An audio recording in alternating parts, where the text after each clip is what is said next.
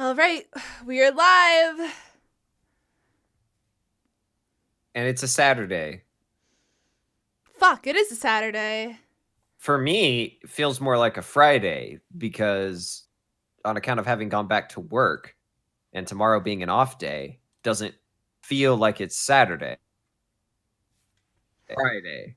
I'm My oddly sense. sober for a Saturday.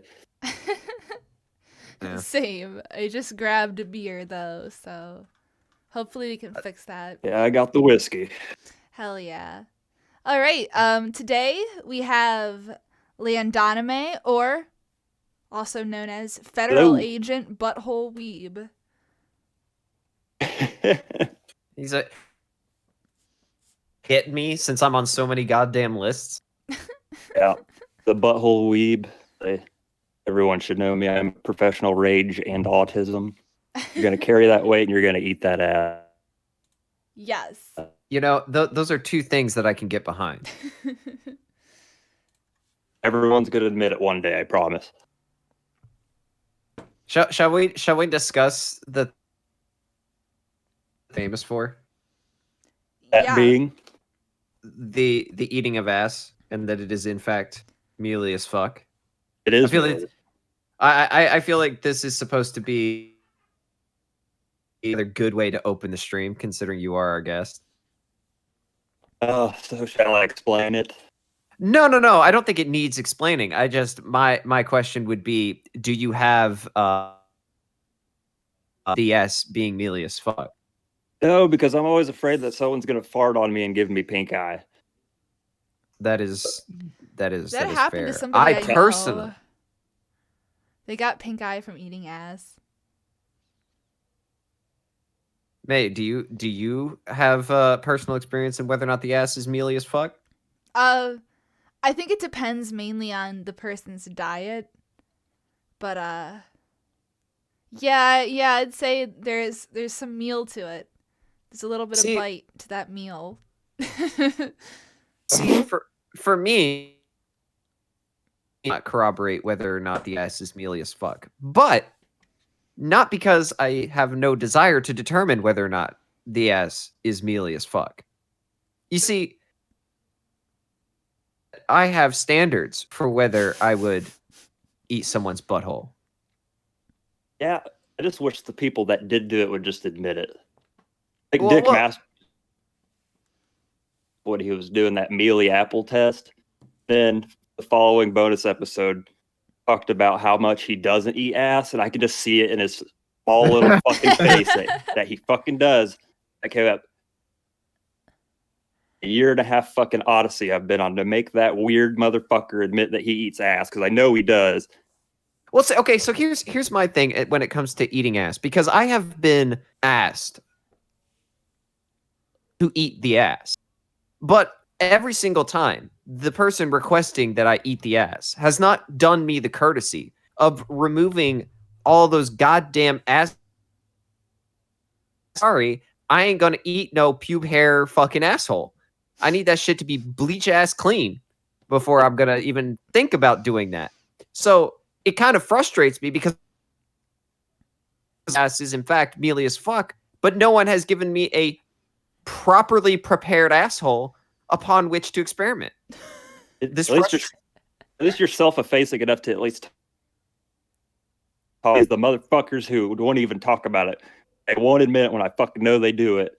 I won't have admit to me that's mealy as fuck. Does Nick Rakita eat ass?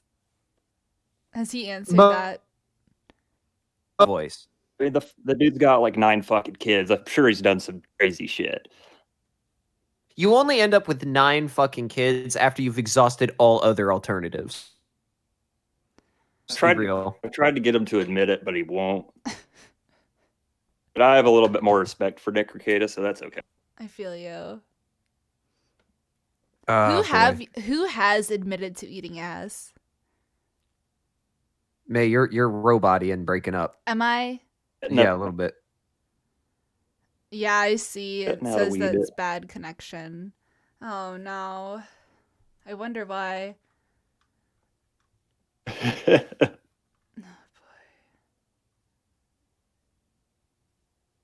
Just what was your question? Please repeat.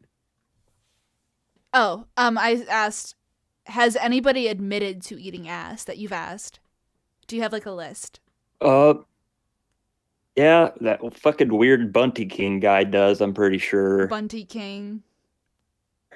I got invited on a couple of live streams with a bunch of people I don't know who just wanted to talk about this specific topic, and they would admit that they eat ass.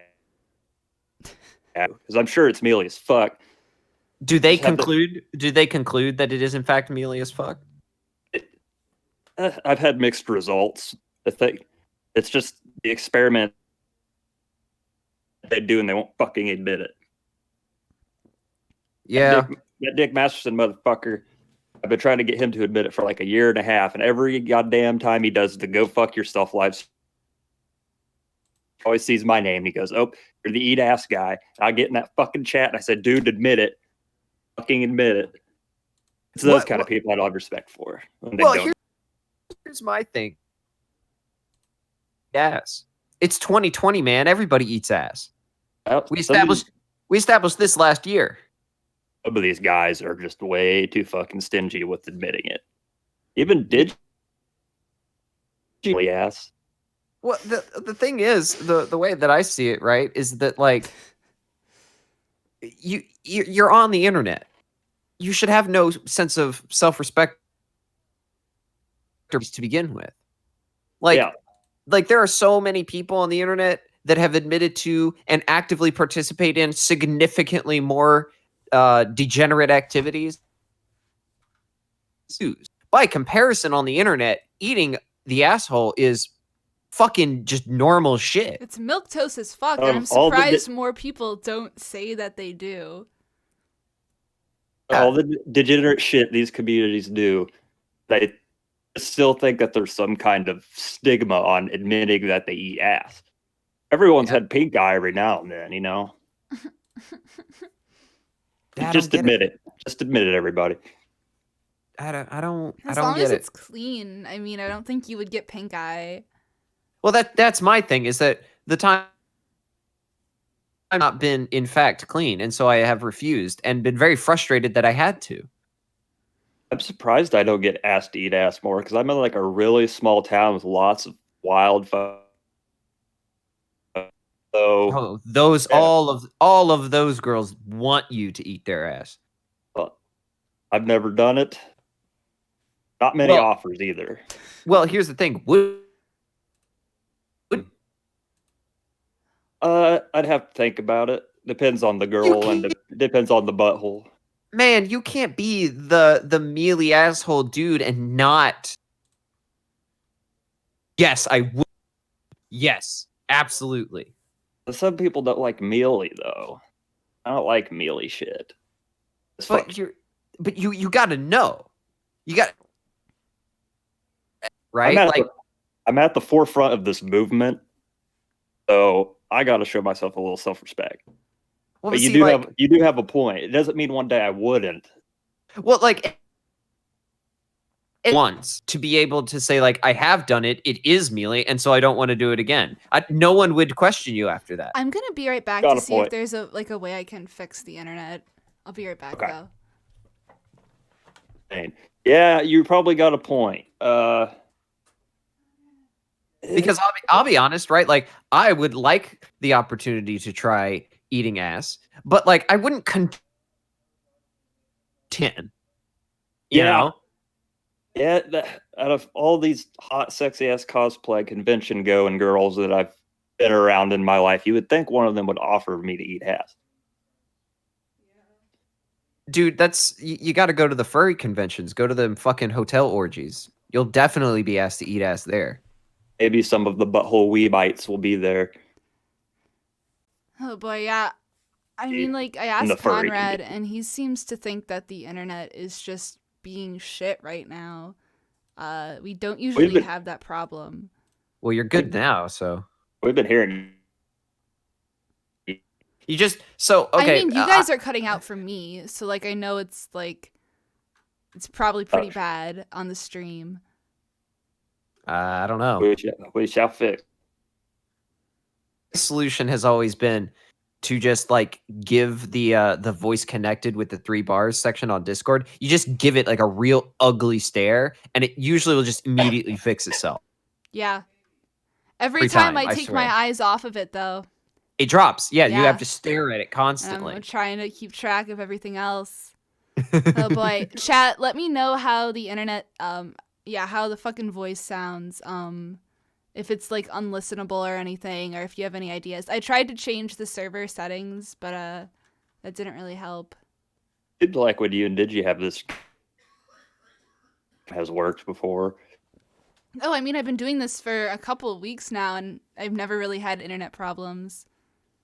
Because I got full bars. I'm not. No, I know it's mine, because mine is like literally like shit, and that's why I sound fine and you guys don't sound fine from the stream. Yeah, it's because it's on my end. Wait, do you guys have the option to get like fiber out there? No, they're trying to lay it out so like some areas do, but in Boston we had FiOS. It was really nice. The only perk of living there. So I have FiOS, and it's so good. When I moved into this house, for some reason, it had like 4 fucking cable boxes in here. So what I did was Xfinity had 3 of them. They'll give you like the fastest router. Mm-hmm. Like, I don't watch fucking TV anyway, or cable, for fuck's sake. So yeah, you can torrent lots of anime. Yeah, speaking, can we divert real quick before we get into the topic of the stream on Comcast and Xfinity? Yeah, definitely. I get my internet through a local, like a regional provider, not like a national one, which is awesome because it means that they don't give a fuck about massive amounts of stuff. They just don't care. And but there was one day where I had no shit, a literal dude just walked up and knocked on my front door, and it was some Xfinity guy, a door dude trying to get me to buy Xfinity. I'm like, what are we living in, the fucking 70s, the 50s? Like, what the fuck is this shit? Get the fuck off of my property and get out of my face and never contact me again. Like, go fuck. Ridiculous. That's why I'm glad I live in the middle of bumfuck nowhere, so nobody bothers me. If they just like want to do my garden or some shit, I'm like, no, fuck you. You do that. Fucking, because I've had Xfinity. Like when I was living in Maine, it was the only option, and so I had to have it. I got so many cease and desist letters in the mail.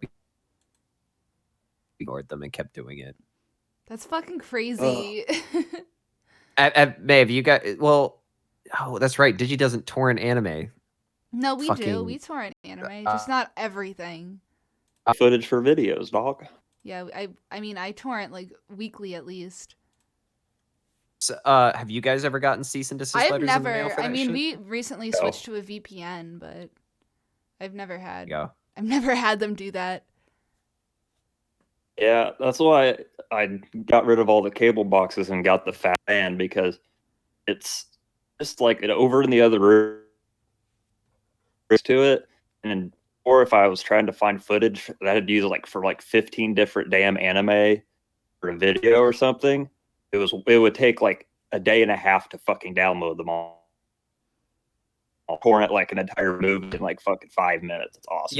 Yeah. When I got Redline 1080p, and I started it in the kitchen. Yeah, I was like, yes. Especially because I suck at torrenting, so like I got all of Metal Fighter Riku and like almost every world map. Most of the episodes available, and that motherfucker probably was done within 25 minutes. I was like, God, I couldn't have downloaded a movie within an hour. I miss FiOS so much. Fucking rad. Oh boy. I feel like that's an essential. FiOS is. They need to roll it out everywhere. Oh, it's lived in a place where like the internet was generally good it's hard to notice a difference. It's when you're doing stuff like torrenting, when you have like 5 YouTube tabs open at the same time. It's like it's when you're like doing stuff that is like heavy load, stuff on your internet. That's when you notice. And more than once, I have had 3 torrents running, been in a call, been listening to music on YouTube, and been looking at an image board and have noticed nothing. Awesome. Yeah. Mine still is pretty fast because I take like high-level Japanese courses and I have to like get files like over the email for my we'll go over like 4 or 5 different lessons in just one session. So I have like 15 fucking documents open at all times. And then I would assume that my calls would drop. I don't think I've ever had what do you guys say, FiOS? Yeah, so it's a fiber version of internet. It taps into your phone line. So it's literally like routing pre-existing infrastructure here. They didn't actually have to lay anything out here. Yeah. I'll be a shit covered dick. Do you have Verizon? Well, they for man, they drilled a hole into the side of the house, ran the line through, and that was it. Amazing. Well, yeah, that's amazing. It's pretty sick. Oh boy, there are people saying that this is bordering on unwatchable and that you guys are cutting out at least once per sentence. Yeah, I saw that. I hear it. Oh boy. I feel really like bad about that. Like I don't know what to do because I have to have a video come out today. Oh, well, I mean, boy. the question is like if we're cutting out a little, are we unintelligible or is it just minorly annoying? I mean, I think it depends. Like sometimes I really am missing a lot of what you're saying. I'm pretty sure the audience can hear what I hear. Almost wondering what would happen if everybody just like closed it and restarted it. The stream? Yeah. Either that or Discord. You guys seem to be more smart about the technology shit. They're saying that they just can understand it. People are saying to change your region settings. I've done that like 4 times. I've literally, if you've been watching that, I've done that. I've changed to all the servers in the U.S. Was it doing this when you had Don and Michelle or whoever the fuck that was on last time? No, it's literally never been like this before. Oh, great. Let's try. Can we add? Yeah, I haven't left the green voice bar yet.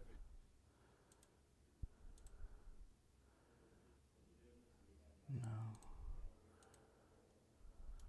This is the part where we awkwardly say nothing because of technical difficulties.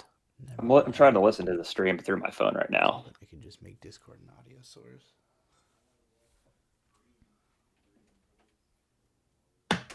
All right. Conrad came in and then fucked with it. I don't know if he made it better. I have no idea. We're gonna find out. Right. Let's just continue talking, I guess. Oh boy. I really miss FiOS. You guys are making me miss Boston, which is not okay. In Massachusetts, you have to wear a face mask now because of the coronavirus.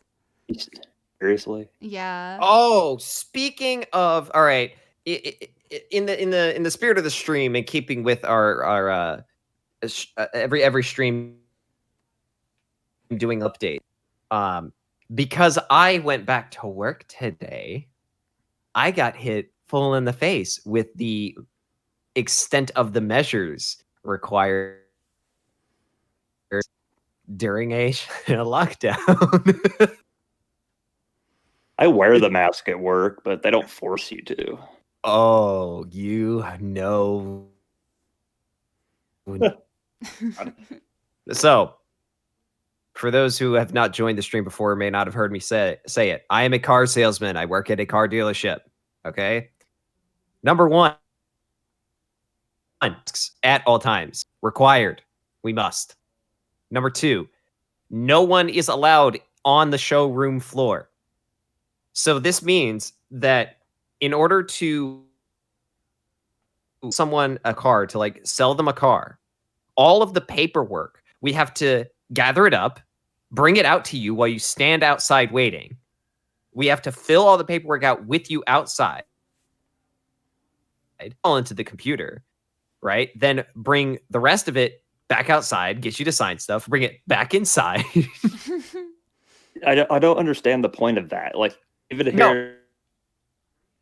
No point. Remember, all of this shit is dumb and retarded, doesn't make any sense, and doesn't actually matter. But then, at the very end, to do all the finalizing stuff, our finance manager has to go outside with an iPad, and then goes back inside, right? Before you even get to the paperwork, right? Normally, you go on a test drive in a car, and normally, that is where ride in the car with you, and this is where we're answering your questions. This is the part where we actually sell you the damn car, is on the fucking test drive. We are not allowed to go on test drives with people. We literally put the God damn paper with like their address and like a copy of the driver's license, and you go and test drive the car by yourself. What the fuck? I shit you not. Oh my god. I did it. Clown world Today. And I like the weirdest part of it is it's like, under normal circumstances, you go out with somebody, and so you're like occupied, right? You're in the car with them. You're like, how things work, telling them, accelerate here, speed up here, like test this out, blah, blah, blah. And whereas now they go off on the test drive, and now I'm just like awkwardly standing outside being like, well, for them to come back, I guess. Makes no sense. Like, when I go to the liquor store here in town now, they make you stand at the door, ask you what you want, and they'll bring it to you. And it's like, well, what if I didn't fucking know? I kind of want to look. That's really weird. It is the clunkiest, most bullshit thing. But there's only one perk to this. Number one said, fuck it. And now I don't have to wear a tie anymore. I just get to wear a polo. It's pretty based. I like it. And also, because nobody can come inside the actual show, in the showroom are like chilled out as fuck. Yeah. We don't have to watch our language. Don't have to no, we're just the most fucking misfits in there. I wish I would have got the month off from work like a lot of people, but I'm considered fucking essential, so I have to be around all these mouth breathers listening to these stupid fucking rules. So, points for me. Both my general manager, my actual boss, and then my sales manager, who's like my direct boss. Both of them, motherfuckers, both of them are on my side when it comes to the whole that it's a bioweapon. They believe that it's connected to Epstein. They believe all of the things that I've talked about on this stream. I felt based as fuck. May I know you cook and go out and shit a lot? Yeah. There in Virginia. Going out in public. I mean, we really try not to do too much shopping. Like the grocery store is just I don't know, there's just too many fucking weird people out, and I don't like being around weird people. But I don't know, we still go to the drive-thru and stuff frequently. We go to the corner store, but everything all the restaurants and shit are closed. You have to do delivery. Go ahead. I was gonna say that I'm probably right in the fucking heart of it, because it takes me almost 2 hours to get to work, and I'm fucking around 200 people in a building. Fuck. Rip. I'm straight home and get the fuck out of there. We got a $1 super chat from Andrew Soda, who asked, best Pocky flavor. Ooh. It has to be ass. I like the cookies and cream flavor. Cookies and cream is the best. I am partial to the OG. Just regular ass. Just chocolate. Just feels more appropriate. Yeah, literally any flavor but chocolate. I can't fucking stand chocolate. It makes me sick. What is the flavor of the pink ones? Because those are pretty good strawberry, too. right? It's like a strawberry. Those two. I don't think I've ever had any of those. They're good, dude. They're pretty good. And can we all confirm that like, you start eating one and then you like literally look down and they're all gone? That is true. That happens. Yeah, that is just the way it works. That's why they try not to, like, it's supposed to be something you can eat in one sitting usually. They don't give you too much. And Japanese people can't be getting fat, That is true, but just I like it when very played out joke is not just done because we're unoriginal and have no, this is based on real life. You open up a pack of Pocky sticks and you look down and they're all gone. That is how it works. It's not just a meme. This is real life. Anime is real life. Well, that ruins my immersion then. What's the name of that one white-haired bitch from Colors? Every time it's like her favorite snack, but she'll just like slowly eat one over the course of like 5 minutes. Just one. Every episode. That's retarded. So you're telling me that's bullshit? Absolutely. Oh God. I think I know is a lie.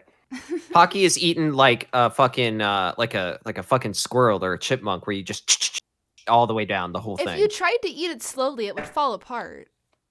It's not strong. Yeah, I live in a town with only 2 gas stations. I don't even know where the fuck I'd buy any. Dude, you can buy them in Walmart. But I don't want to go to. I'll stick to microwave single man food. I have speaking of Walmart, I evaded the required to wear a mask rule. How'd you do it? What? How did you do it? How'd you get away with it?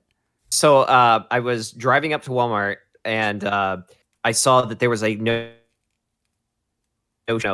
like monitoring the number of people that can come in at any given time. Mm-hmm. Right. And there was a line to get into Walmart. And I'm like, I am not standing in line to get into Walmart. That, miss me with that shit, But then I was like, but wait a minute. Now I know that the second set of doors is going to be locked, but like, are all locked? So I went around to the side of the store. I parked in like a side lot, right? Not in like the main parking lot. Mm-hmm. And I went up to like the garden center sliding doors that lead out. So I put my hand in and like just opened them up manually and walked in. Fucking base. It just doesn't make any. And just it doesn't make any sense for any protocol. I did not shut them at all. I was like, let me show the world that this is bullshit. Come on in, my brothers. I'm around hundreds of like 60-year-old people, but I work for the government, so I'm considered essential. And I'm standing around all these people and they don't force you to wear a mask. It's like, where is... And I actually think we had one older guy at our place get tested for the shit, and he was positive. This doesn't make any sense. And it's not meant to. All the rules in place right now are for the sheep, right? That's all it is. Ignore it if you can. Some states are already open, I think Oklahoma. I know and Texas Alaska. is. Oh yeah, Texas too. We have a, so I know that you were really upset with the governor of Virginia having a step to reopen and not actually having anything outside step 1. Yeah. Because our Governor Lamont, he has a 4-step plan and apps. Like you can legit go like read like what places are going to be open, like what the criteria are to move from step 1 to step 2 to step 3 to step 4. Amazing. That's what I wanted. Why is it so wrong that I can't have that? Why? I know it like the why guys were actually people on my ass on Twitter about that? And what's even better is that he's not like a crazy person. Right. You know, like he has appropriately delegated like certain responsibilities to the people that are supposed to have that. So like for schools, right? Somebody asked him if like school the phases of opening, and he's like, well, the schools are under the purview of the education commissioner, and I am going to give him the authority to determine when and if schools will. He was like, that's that belongs to that motherfucker. That's his area of jurisdiction, and that's where he needs to be concentrating his efforts. So talk to him if you want to know. And I was there's people getting shit for that, but it's like at the same time, idiot may stay home and watch anime. Like we know they don't got it, so delegation of authority. That's like what those people are there to do. So he's like actually letting them, have the responsibility for what their job is. Oh well, I'm in Indiana, and everything's been the same for me, other than like nobody's out because I still have to go to work and do all that shit. Oh. Well, that's the funny people here in Connecticut. Like, I think of lockdown, you could tell like people were just starting to get pissed and like this shit is gay. I'm not doing it anymore. Like the roads are almost exactly as full as they used to be. They're up on is I already like 8 months ago bought tickets. I'm in late September. I'm going to Japan, and they still haven't canceled my flight yet. So it's like, holy shit, that's terrifying. Since I plan on moving there next year, it's like don't cancel my shit. You should be good because Japan didn't lock down. That's the only one I'm keeping up on. I'm afraid that they will. At this point, yeah, because it's early fall. I think I should be fine. Yeah, you'll be fine. Yeah, I think you will be too. All things considered with what they're doing, but I mean, China's even starting to lock down again. So, who the hell are they? Yeah, dude. No, not surprised. It sucks because I'm going in like a group of like 11 people later. So it's like I got half of them who are like thinking they should go ahead and cancel it. The other half think it's going to be fine. It's like, I don't know what the fuck to think anymore, but I ain't canceling this fucking trip. Unless that's just the way you got to be. Yeah. Have either of you heard the rumors going around that Attorney General Barr is like considering leveling prosecution against certain girl? No, I did not see that. No, dude. Like for the governors of like I think like California, Michigan, I think Virginia was in there, New York, not letting up, and they're only tightening down more and just getting crazier and crazier. Like there's some whispers going around that Barr might press charge violating constitutional rights. Holy I don't shit. trust anyone with these retarded decisions. I was like, wow, if he actually goes through with that would be the most based move in the world. It really would be, honestly. Oh, and it would also be really it would be really funny since like the federal government kind of tried to do the like similar shit like violate constitutional. It's kind of funny. It's like we'll do some of that, but like we're gonna draw the line somewhere, and we're gonna fuck you for like going over that line before like telling you what the line was. I'm like all for it, but at the same time, kind of like looking at the Fed and like going, yeah, but you guys did it too, so like what are we doing? Like, come on. Like, we have bigger world issues. I think the real thing that we should be doing is trying to get all these fucks. It's a much bigger issue at present. Dude, politicians eat the asses of young children. This is a known fact. It's true. Hey, any comments on that? Is May dead? What did you say? You cut out. I said that we all know that politicians, they eat ass, but specifically the asses of underage. We got any evidence for that? Oh yeah, we do. I don't know if what Bill Clinton has done is is not enough proof for you? What kind of evidence do you want? Called the Lolita Express. I rest my case. Absolutely. The little black book. Yeah, there you go. Do Lolly, don't do Lolita, because characters is a Lolita. Same. Parasocial relationship. You must protect the Lolita. Do we want to get into the topic of this Yeah, dude. one? That's up to you guys. All right. I wanted to have Butthole Weeb on because he calls into a million different shows. So I figured he was a master of parasocial relationships. And I was mainly wondering, what do you get out of it? Per se, mostly out of love of shit. What I would get out of it, it's not like some people might think it's, maybe I don't have like a lot of social interaction in my personal life, which isn't really true, considering I literally managed retail for like 4 years in customer service. So, mostly it's not like, when I support a person and just don't even give a fuck about his comics or anything. It's like out of, I want to support the guy. And then he comes and, has a beer with me in person. It's not like get that much out of that because it's just a person who is an internet personality. Mostly what I would get out of it is mostly just the comedy aspect. I mean, yeah, it's fun to go around shitties, but I think it's even more fun when it's just on random shit. Like I'll do it on wrestling podcasts. Who are these podcasts? YouTube shows. When I went over to Carl's house, he was talking about you, and I'm like, oh my god, it's Butthole Weeb. He's everywhere.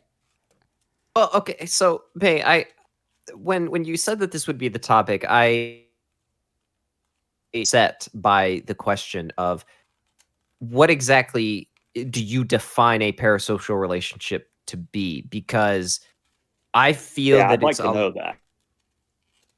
What narrower definition than I think you probably do based on like this being the topic.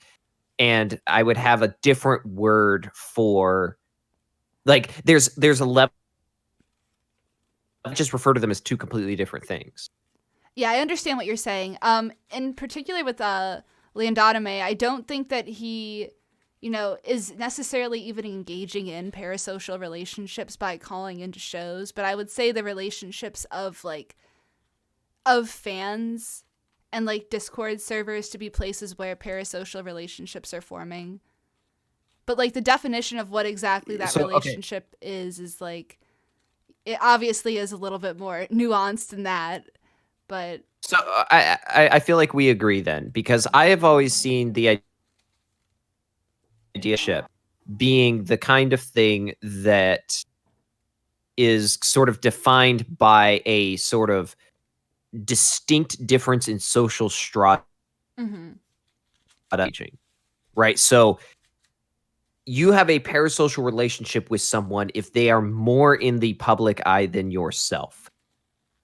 Right? If you if you patron someone, right? If you're in a fan Discord for someone, if you are simping for someone, if you are subscribed to somebody on those things. Yeah, absolutely. I would describe as a parasocial relationship. But I would stop short of saying that any and all interaction on the internet. Oh no, it's definitely not all parasocial. Well, the reason I feel the need to define that is because I think a lot of people would say that. Yeah. And I think that's just like a simple misunderstanding of what you are really doing when you are online talking to somebody. Because if you're just talking to your friends online, like, it's not that different. It's like, it might be an internet relationship, but like, it's really not that different from what is like, the normal expectations. Yeah, that's why I think that the defining difference for a parasocial relationship needs to be the distinct difference in social strata. Yeah. I agree with that. I always wondered how people would think how they would perceive the way that I go about my shit posting and my anime memes and shit, because I mean, I don't even think that what you do is parasocial. I was gonna say that's what I wouldn't know how to define whether because I wouldn't say I don't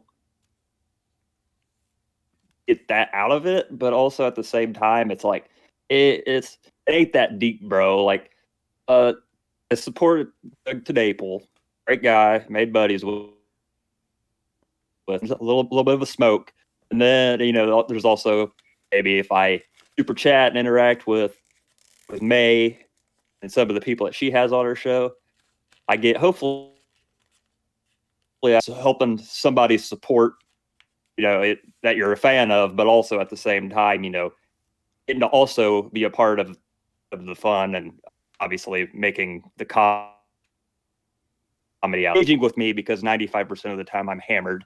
And then there's the other aspects, like, yeah, I bought the Akira Blu-ray box set and I like Akira, but when I was at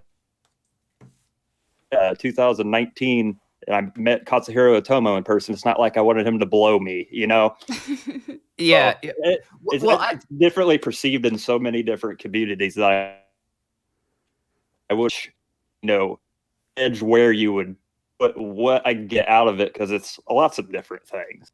Well, two things. I think it should be said that almost exclusively an online phenomenon, number one. And Yes. Number two, I actually view shit posting a destruction of social strata by its very nature. Like you are deliberately, you are using the means of the social strata different to you to then go in and remove those boundaries completely. Like to absolutely bring them down, to bring these people down to your level. Which because it enables you to do that. So I wouldn't even consider you to have parasocial relationships to the people with whom you interact via shit posting, because the whole idea is to not consider them in a social. And I think that could be a little bit more open-ended. That's actually what Foxy Kit 2 in the chat says. If you super chat, that's always a parasocial relationship. I like that because I'm not really familiar with, like, do you have any experience with that, like supporting creators to kind of out on your level, or do you not really engage with that? Because like all you guys are on Twitter and shit. I don't do that. I just show up, troll, and then I fuck off. Yeah, that's kind of why I thought it would be interesting to have you on, because like you're not somebody who's sitting in the Discord servers of Who Are These Podcasts, like engaging with the show and the community. You're just a legend in these communities. But I say that super chats are parasocial. No, I would say they're transactions, because you are just paying for your chat to be read. Parasocial, I think, when you are interacting with someone in a social strata above yourself without any money change in a way, because I think that as soon as money changes hands, it becomes a business transaction. Like there's a lot of the emotion of social when money changes hands. Right. Now, sure, a lot of patronage, be it Patreon itself, Twitch donations, stuff like that, they attempt to sort of narrow that gap and make it feel more personal. But money is still changing hands, and so it is obligation to engage with the thing rather than a normal willingness to engage with the thing. I think that you enter into a true parasocial relationship when, like on Twitter, retweeted by someone that they admire and they like have a freak out about it. That's a parasocial relationship occurring right there. Yeah, I like how we draw the line kind of there. I don't know, maybe how I would if people perceive me doing the Butthole Weeb shit, because like he's got a point. He's like, yeah, I'm not active in the Who Are These Podcast community.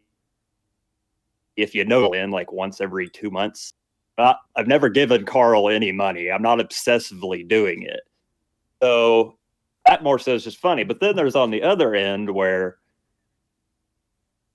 money to May and Digibro. Well, I'm in their community and I'm fans of theirs, so I want to support them. I mean, the simple fact that it's such an open-ended. Yeah, like I'm a fan of your memes. That's why you're on the show. I would consider this a parasocial relationship. Hey, one more time. Sorry, you cut out. Oh, I mean, I'm a fan of your meme, so like I would have you on the show, and that would be a parasocial relationship to me. That's true. That's true, and that's especially with other things too. Is when I do make memes and shit posts, I've been invited onto shows for that. Like when I was on Rick, I was just a fan of his. It's not like I'm really actively around the Dick Show community that much. I just like their content. I think he saw that and he liked it. Mm-hmm.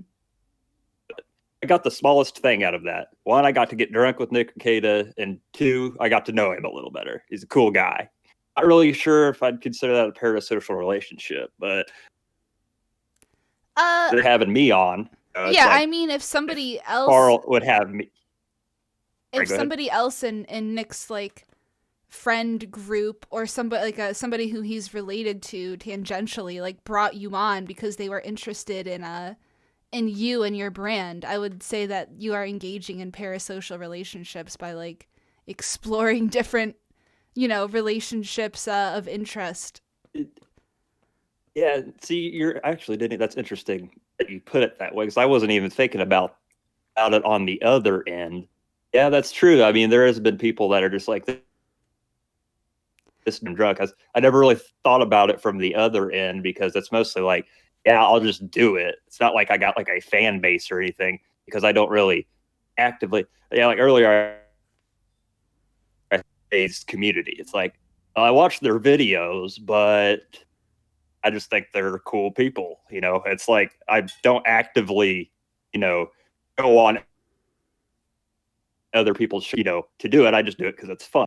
Mm-hmm. But looking at it from the other end, I guess it is kind of that way with like me being on here with you, or when I was on the Dickheads podcast. Yeah, I mean, because like I'm kind of associated with the PCP. I'm surrounded by parasocial relationships, so I kind of view everything in terms of like, oh, this is a person who so-and-so's fan base knows. So when I'm like, working with people, I'm always thinking about like just the networks that are being created. And I think anybody who's like an internet creator will eventually become involved in that.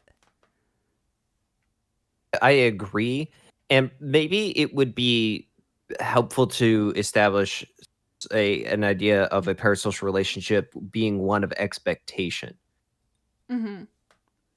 We're on the receiving end of a parasocial relationship. So like in the lower strata, if we're going to use that terminology, the idea being that a parasocial relationship with someone in a higher strata, and part of that is this expectation that maybe someday, they'll become closer. Like I think it's important to point out that that the word itself, parasocial, right, mm-hmm. has the same root word as parasite. It's a one side's it is a non-mutual kind of relationship. The idea being that somebody is attempting to get something out of it, and the person who is providing anything from them. Yeah. Yeah, it's almost like on another spectrum of like being a fucking alcoholic or something. It's like, yeah, I'm over here, I'm just used to shit posting it. And then what I get out of it is like, well, I get to be on here with you guys and have a fascinating conversation. But on the other road, it could get certainly toxic. Like there's two different, there's those around and, and fuck around and get something out of meeting people on the internet. But then there's the other end, like you were saying earlier, when it gets to like transaction and That's why I was curious to see how May perceived that from like an opposite end. I mean, I think parasocial relationships can emerge from more of a business relationship. An example would be an e-girl who talks to people who give her money to improve her clout with those people, so they then give her more money. Well, yeah, so I kind of if I'm wrong. Is that one shitty YouTuber's girlfriend? Mother's Basement's girlfriend. Oh boy, 10 lead. Working with her, and maybe collaborating got something out of it. Because on my end, there's really not a whole lot I get out of it. Like, cool. I like shit posting on the Dick Show. But I also went to an anime convention as a VIP and got to hang out with the Anime Man and Aki Dearest for 30 minutes. I get anything cool people, but it doesn't mean their content isn't dog shit because I don't watch it. So it's, I'm getting very limited things out of these interactions. Well, I think little. Well, actually, I ask you, do you think that you cross a barrier of parasocial relationship when you're kind of in this position where before you would have just been someone and the idea of like interacting with them like in a semi-professional capacity, right? So like if you are a guest on their, or you get called into like a guest spot, or like in a case of like a Dick Show, like Dick reads or like listens to your voicemail or something, like do you being a parasocial relationship because now you are actively contributing to you're no longer just a leech, right? Your existence is actually providing content. Part of their livelihood and their persona is being enhanced by your I still think that would be defined as a parasocial relationship because the person who's initiating it is doing it. Stop being one? No, because it's parasocial on both ends. The person who is writing into whatever show is doing it for clout, and then the person who's reading it is again doing it for clout.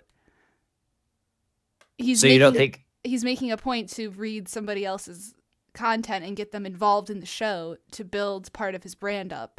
So I think parasocial relationships can be two ways, but it's just like relationships across different tiers and different levels within a community where there is a hierarchy of this is the content creator and we are the followers. I ask is because I would wonder if you think that there is ever a point where a parasocial relationship stops being parasocial, where it is when you stop doing things for clout. Like if you are legitimately friends with somebody who used to be in a parasocial relationship with you, you are now in just a regular interpersonal relationship with them. Like, do you think that there's any sort of like line of demarcation, like a clean break where the parasocial relationship stops being the case? No, and I think you can have an interpersonal and a parasocial relationship with somebody. I would say Zen Huxtable is an example where like I am friends with him and I've hung out with him and have gone places with him physically and have done things for him that were not internet based at all. But again, I would have him on my show because it would bring more people to my show. Okay, so that's interesting because I always viewed the parasocial relationship as being something that you cannot, like if you are in the it's not possible for you to be in a normal social relationship. I just think it emerges from these internet communities where there is a clear set of expectations when you are a fan. So then what about like with that in mind, what about the people who are just sort of perpetually in a parasocial relationship over time? Because like if the idea is that over time the parasocial relationship will potentially evolve into an actual friendship with that person. Mm-hmm. What happens to the people who are just kind of stuck in that parasocial spot? Like, I would imagine that is like one of the most damaging places to be. Well, if they're getting something out of being in that kind of relationship with somebody, I don't necessarily think there's a problem with it. But if you're making that person the center of your life, like, you can have parasocial relationships that aren't all consuming. Like I'm talking about like from the perspective of the person on the higher strata, like because you see this a lot where the parasocial relationship is almost enforced by the content creator, right? Like they want their fans to get as close. Yeah, because they want to milk them. But never cross that threshold. Yeah. Like at that point, like it's not at that point. I don't think that it is within on the lower strata to, like, they aren't actively deciding to make that person the center of their universe. Obviously, in that case, they kind of deserve whatever's coming to them because they're being a fucking simp. I have no sympathy for those people. Like, you need to like, take stock of what you're doing with your life. But for the people who just get sucked in because it's encouraged to sort of like, that's got to be one of the most damaging things. And I don't really know if there's like a way to mitigate it outside of just being a cold bastard. What tier would you put that on? Like, that's what when May mentioned being around the PCP. It's like, where is that threshold? Because obviously she's around all these different, and they're, I'm not a fan. See, I don't watch Give and Takes videos. I don't watch anything Ben Saint does. I don't know anything about them. But if I were to do a video with them, nobody knows who the fuck I am. Really nothing out of it because I'm not fans of those guys. But also, they would also gain nothing. So, like, at what tier would you start to consider? Is that just because I know I wouldn't get anything out of it? Why would you go on their show if you wouldn't get anything out of it? Exactly. I'd say I don't think there's a relationship there. Well, that's kind of what I'm getting at, because if the parasocial relationship has if the parasocial relationship has the potential to evolve into an actual friendship, right? Which it very definitely does. Like, you see that all the time. Yeah, and like, what happens when, like, what feels like the cusp of that, but never actually allowing it to make that eventuation?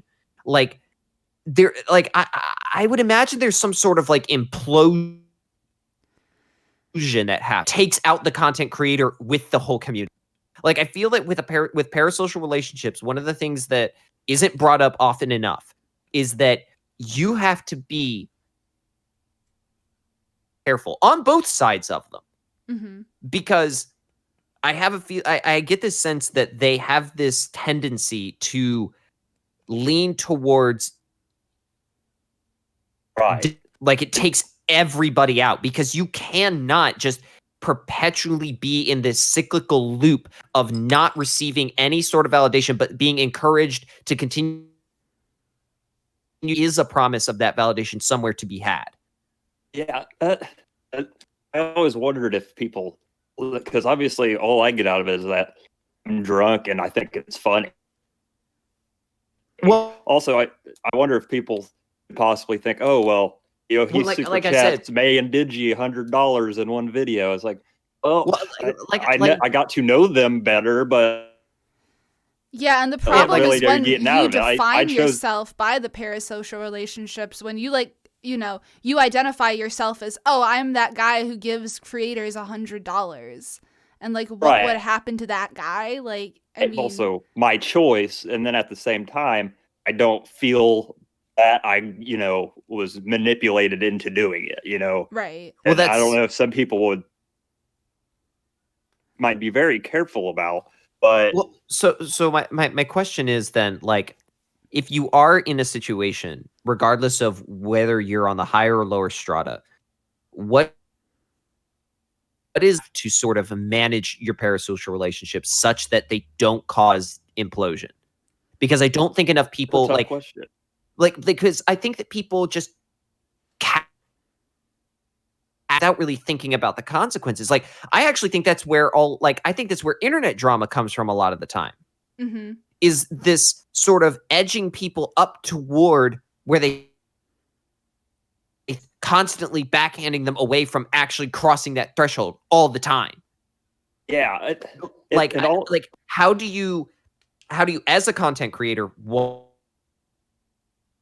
and then involved in the community for two, how do you stop that from getting to that stage? Because I just think it's real easy, and not enough people think about like the implications of where that can go. Right. And I think that scares a lot of creators off. Like, I think a lot of people get to a point where they're big enough and they just become scared because they have no idea how to manage this relationship. They have no idea how to deal with the fact that people have expectations for them and people, you know, constantly are vying for their attention. I just think it's really important to set boundaries very early on. That's from a content is been of the mind that you should almost not interact with any of your fans at all. Like, outside of, you know, them, you know, leaving a comment, you know, saying, hey, that was a good video. I enjoyed making it. Thanks for watching. You should not engage at any level above that. Like, people are going to probably hate me for this, but in this instance of the social strata between creator and viewer, is very important that it be maintained in a very clear and understood way. Mm-hmm. I think that if you start to try to like even kind of bridge those gaps, you really, really run the risk of making yourself incapable of like, social relationships will like help a creator grow really, really fast. Yeah. But and like you said, Faye, it gets to a stage where they can't control it anymore, and they have way too much. I would put a lot of blame be very careful on the platforms that people use to make money. Sites like OnlyFans and Patreon that really encourage creators to be interacting with people who pay them lots of money. Even going so far as having messaging systems embedded into them, so you can message an OnlyFans creator and they're expected to message back to you.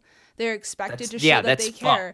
And I think that's kind of, you know, the dark side of these crowdsourcing platforms is like you're selling your soul basically to your followers.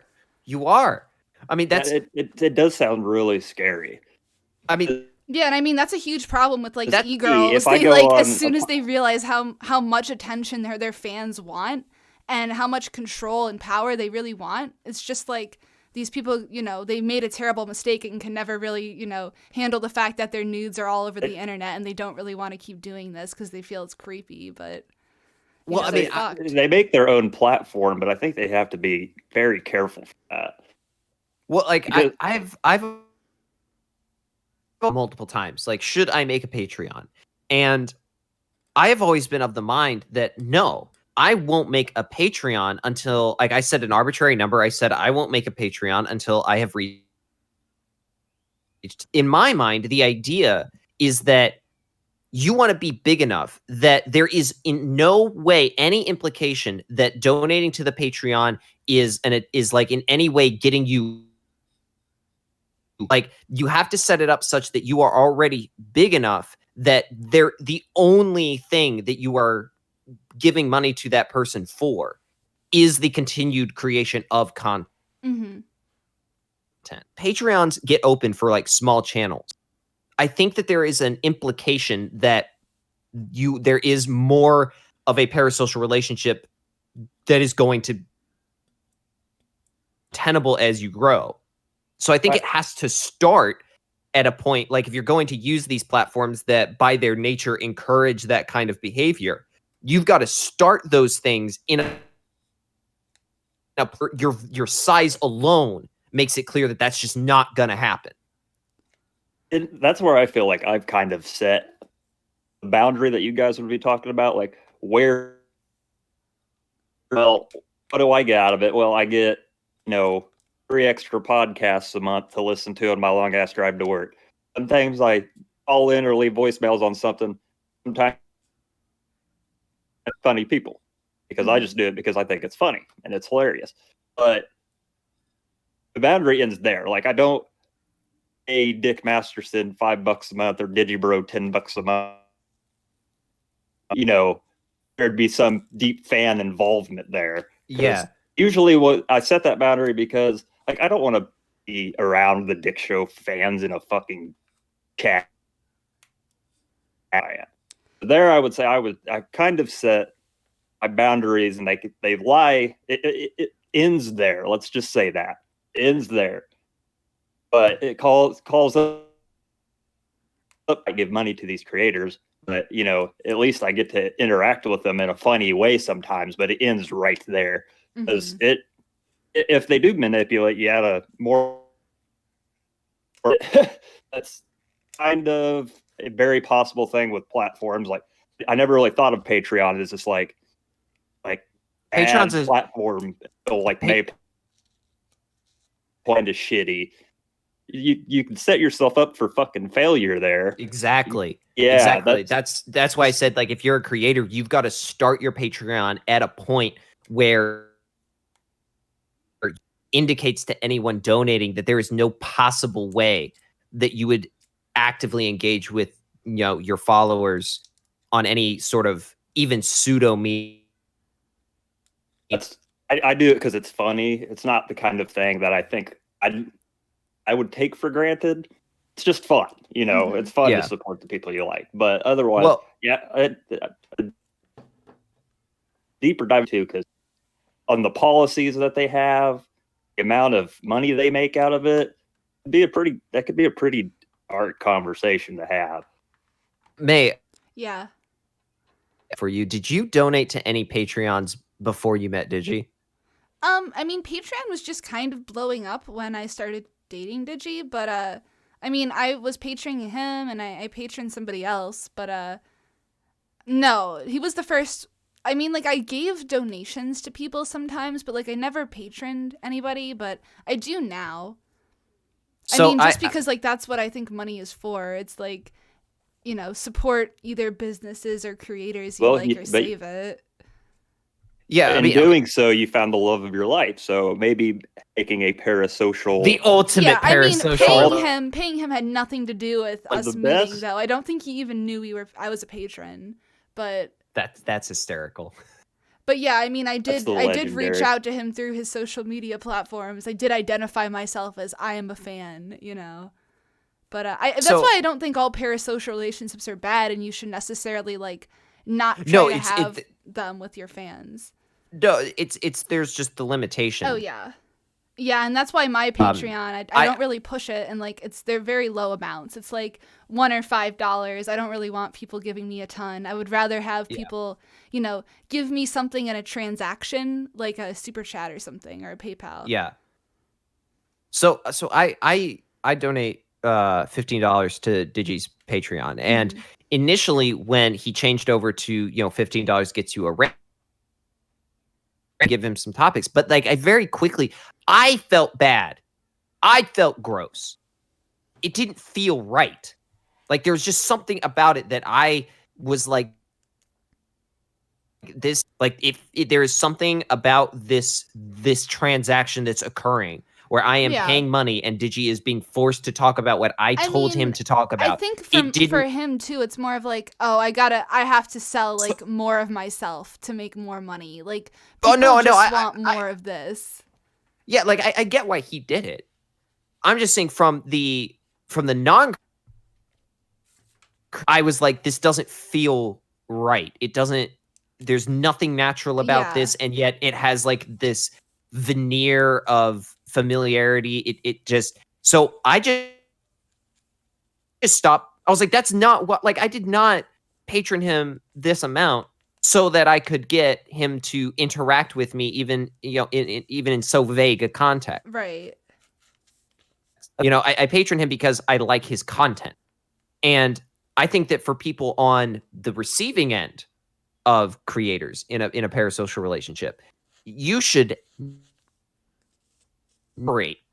You should never give them money under the assumption that you are going to get anything back. That exchange should be purely transactional. Purely. Right. Unless there's a physical product. Me and you kind of stay on the same transaction like wavelength. I'm kind of there with you because it's like, yeah, I pay the dude $15 a month for a rant, but at the same time, I'm content. And if you look at half the stuff I have him rant about, if it's not just about autistic shit, it's just stupid shit. Yeah. Like, well, I'm supporting the guy. You know, it's like, I'm not getting like this.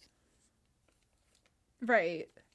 Yeah, I just say, pay attention to me. You know, like, no, it ends there. You just make it as funny as possible. Nobody forced me to press the patron button. True.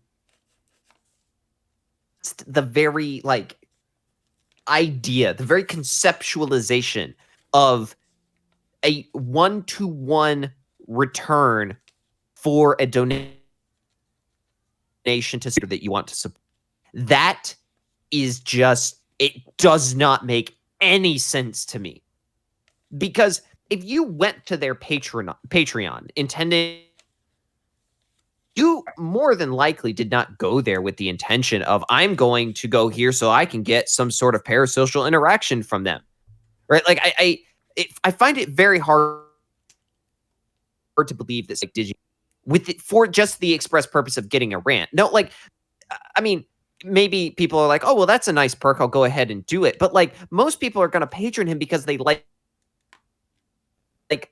So I think that, like, if you want to prevent yourself from falling into a negative parasocial relationship, one that is going to string you along, you should not that that they're trying to incentivize, right? Mm-hmm. Like, just go in, give the money as if it's a business transaction for what is already being yourself, because it's like, looking back on it, it's like, I patron him in A because I want to support them, but then on the other end, I'm getting more content. So I end up on here and get to have like an interesting conversation with May. Is like, there can be, maybe that's more of an example of just like a close. That is an example of a parasocial relationship in a way, if you think about it. Well, but no, because you didn't patron Digi with the assumption that you would eventually get on. You know what I mean? That's what I'm talking about. Like, that's why I don't like, there are Twitch people that I follow and watch, right? Mm-hmm. I don't give them money. Yeah. We all have people like that. Right? Like, I'm not like, and with Digi's content, right? Like the way that I view it, right, is that I am giving money so that I can get Digi would put it out, right, without me doing it. But me giving him money enables him to do more of it, regardless of whether or not there's a rant involved. Mm-hmm. Very true. Very true. And the rant may actually be detrimental. And like, I think Conrad is kind of coming to the conclusion that, like, I don't really want to be doing these rants anymore. I want to move into selling actual products. I mean, when he's 3 months behind every single time, I think we can tell. Well, it's not just that, but I mean, like, he talks about, you know, like, I can tell he hates this. He talks about having to do there. I did not donate money to my favorite creator so that he could have to slave away on content that I don't care about. I did not pay rants. Is it funny sometimes? Sure. But that's not why I patroned him. You know, I patroned him for everything else, right? I mean, I think the rants were a great idea at first, but like, once people started running out of them, and it really became that people just wanted to get their rants, like, I don't know, I just think it got less interesting. And that's that's hard on the creator to force himself to, you know, for the people that possibly may want that parasocial relationship. And then there's people who are just giving his own money demise, so they have an excuse to give him so much, and they're coming up with ideas, and it's like, I don't really think any of this is necessary. I mean, I like the rants, and I think they're a good idea, and they do make a lot of money, but like, they've really asked For a good for idea. him to take a But lot of time out of his day to do, and like, Not good of it out of his sanity. yeah, I couldn't do that shit. Well, it's the kind of idea that when you paper, you're like, well, yeah, that's obviously a good idea.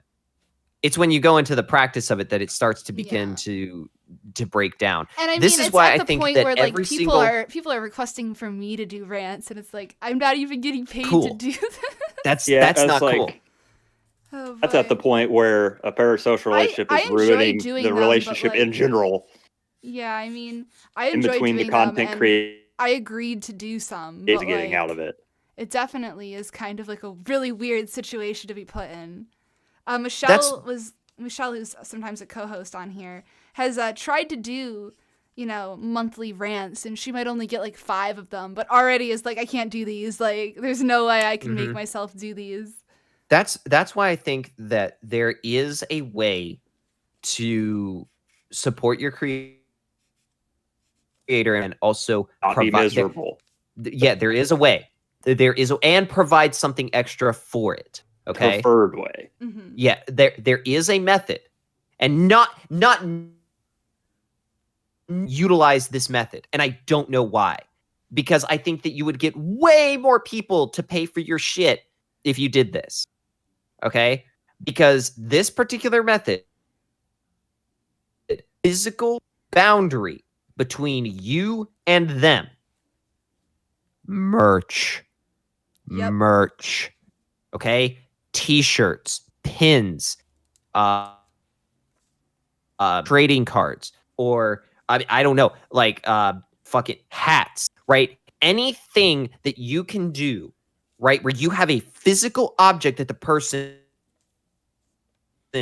object metamorphosizes in like a sociological way into being a barrier between the creator and the patron.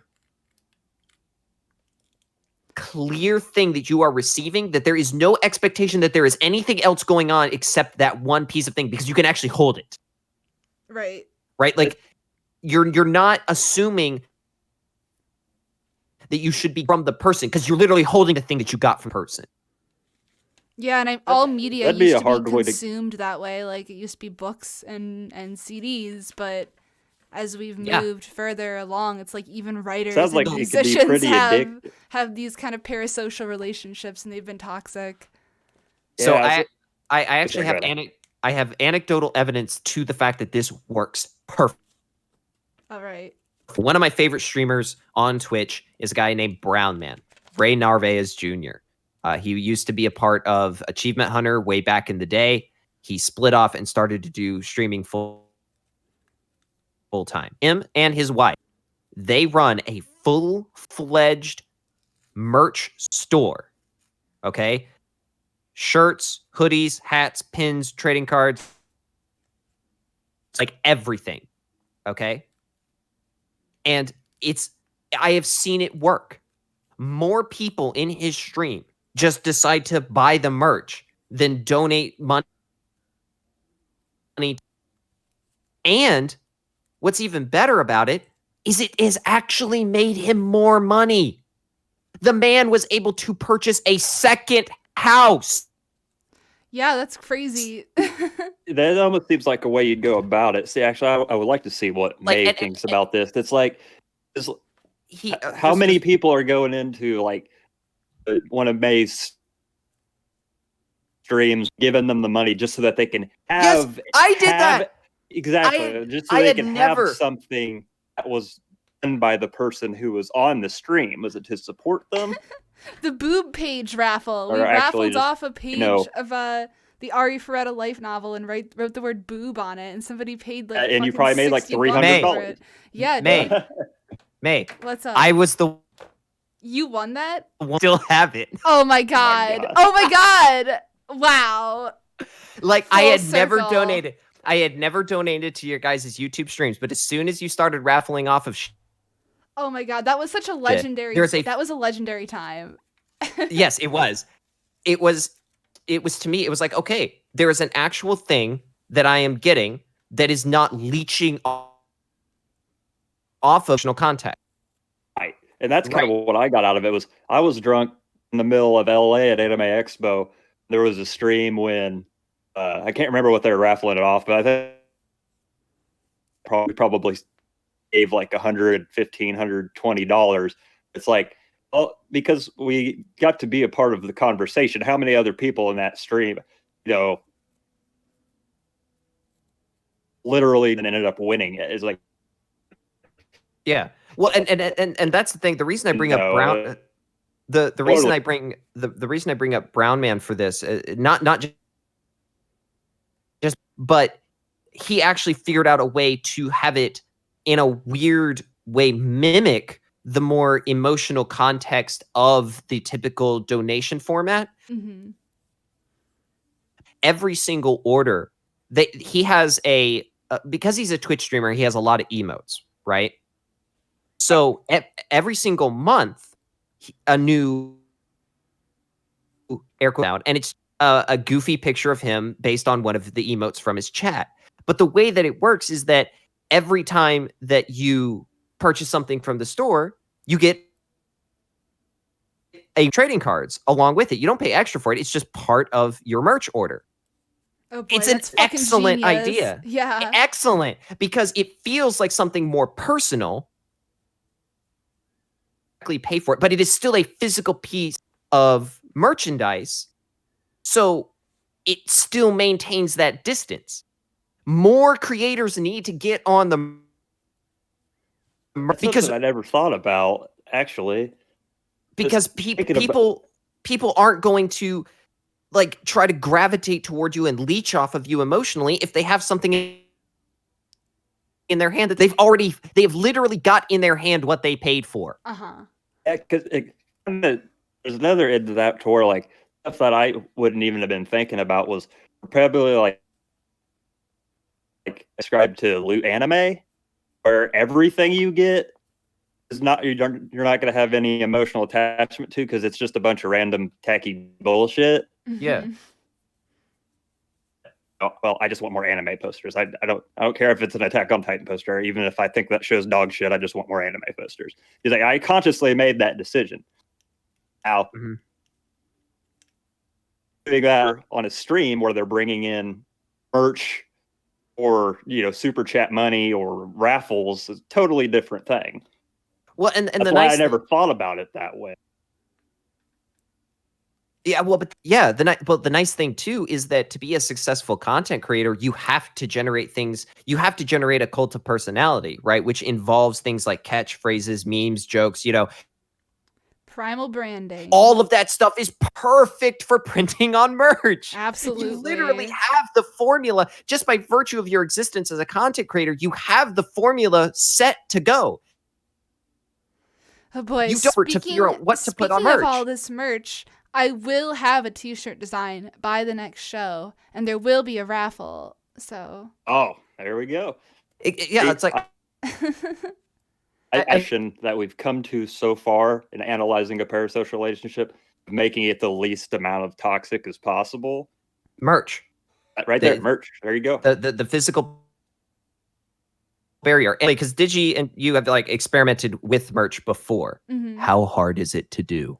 The t-shirt press is awesome. It's not hard at all. Like you have to buy some supplies to set up, but like you can print a shirt in 10 minutes. It's good. Yeah, it's not even that hard. And especially considering that like a small content creator isn't going to have literally 10,000 orders aside a day to just print all the shirts and get them shipped out. That's doable. But what if they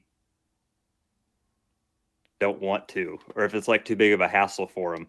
Well, then like you obviously laziness for some more than others, or okay. Well, then just continue. Like I don't know if Digi and May having to 17 fucking things I got to keep taking 3 days a week to the post office, and it becomes a big hassle. Well, okay. So in my mind, it's like okay, if you that big of if it's not worth it to you, then continue to carry on with your toxic parasocial relationships, lose your insanity, and eventually watch your fan base implode. Oh, because that's where it's going to end Could be the answer. Like the motivation to do it. Yeah, it's to keep sounds like May said, it takes 10 minutes to print. There you go. Yeah, I mean, going to the post office is hell. I will give you that. It is literally the worst. Work for one. Trust me, it is hell. Yeah. Well, I will say the way that Ray Narvaez Jr. and his wife, the way they do it is that he's the streamer, right? So he's the one creating the content. Mm-hmm. She does all of the merch stuff, right? She handles all of that. Like that is her job. Like she treats it as her job. Yeah, and she probably makes a fuck ton. Well, yeah, because like basically you got help. Yeah. Well, it's a little bit business. House they bought specifically to house all of their merch shit. Amazing. Right? And so she literally goes there every day and treats it like a job. Them and shipping them out. That's how she got the right paradigm for this, because like right, it's division like Digi's like, fuck, I'm making so much money off doing these 15 fucking rand. You know, on the side for a while there, maybe they would be out there mailing and editing his longer videos. Like why still making money, productivity. Same difference. Hey, the cost of a shirt, right? Mm-hmm. Would you guys make money if a if the $15 tier, or would you after a while start to hate it like the rants? $15. Well, no, I mean, are you saying $15 for a shirt? Well, yeah. So like if the 15.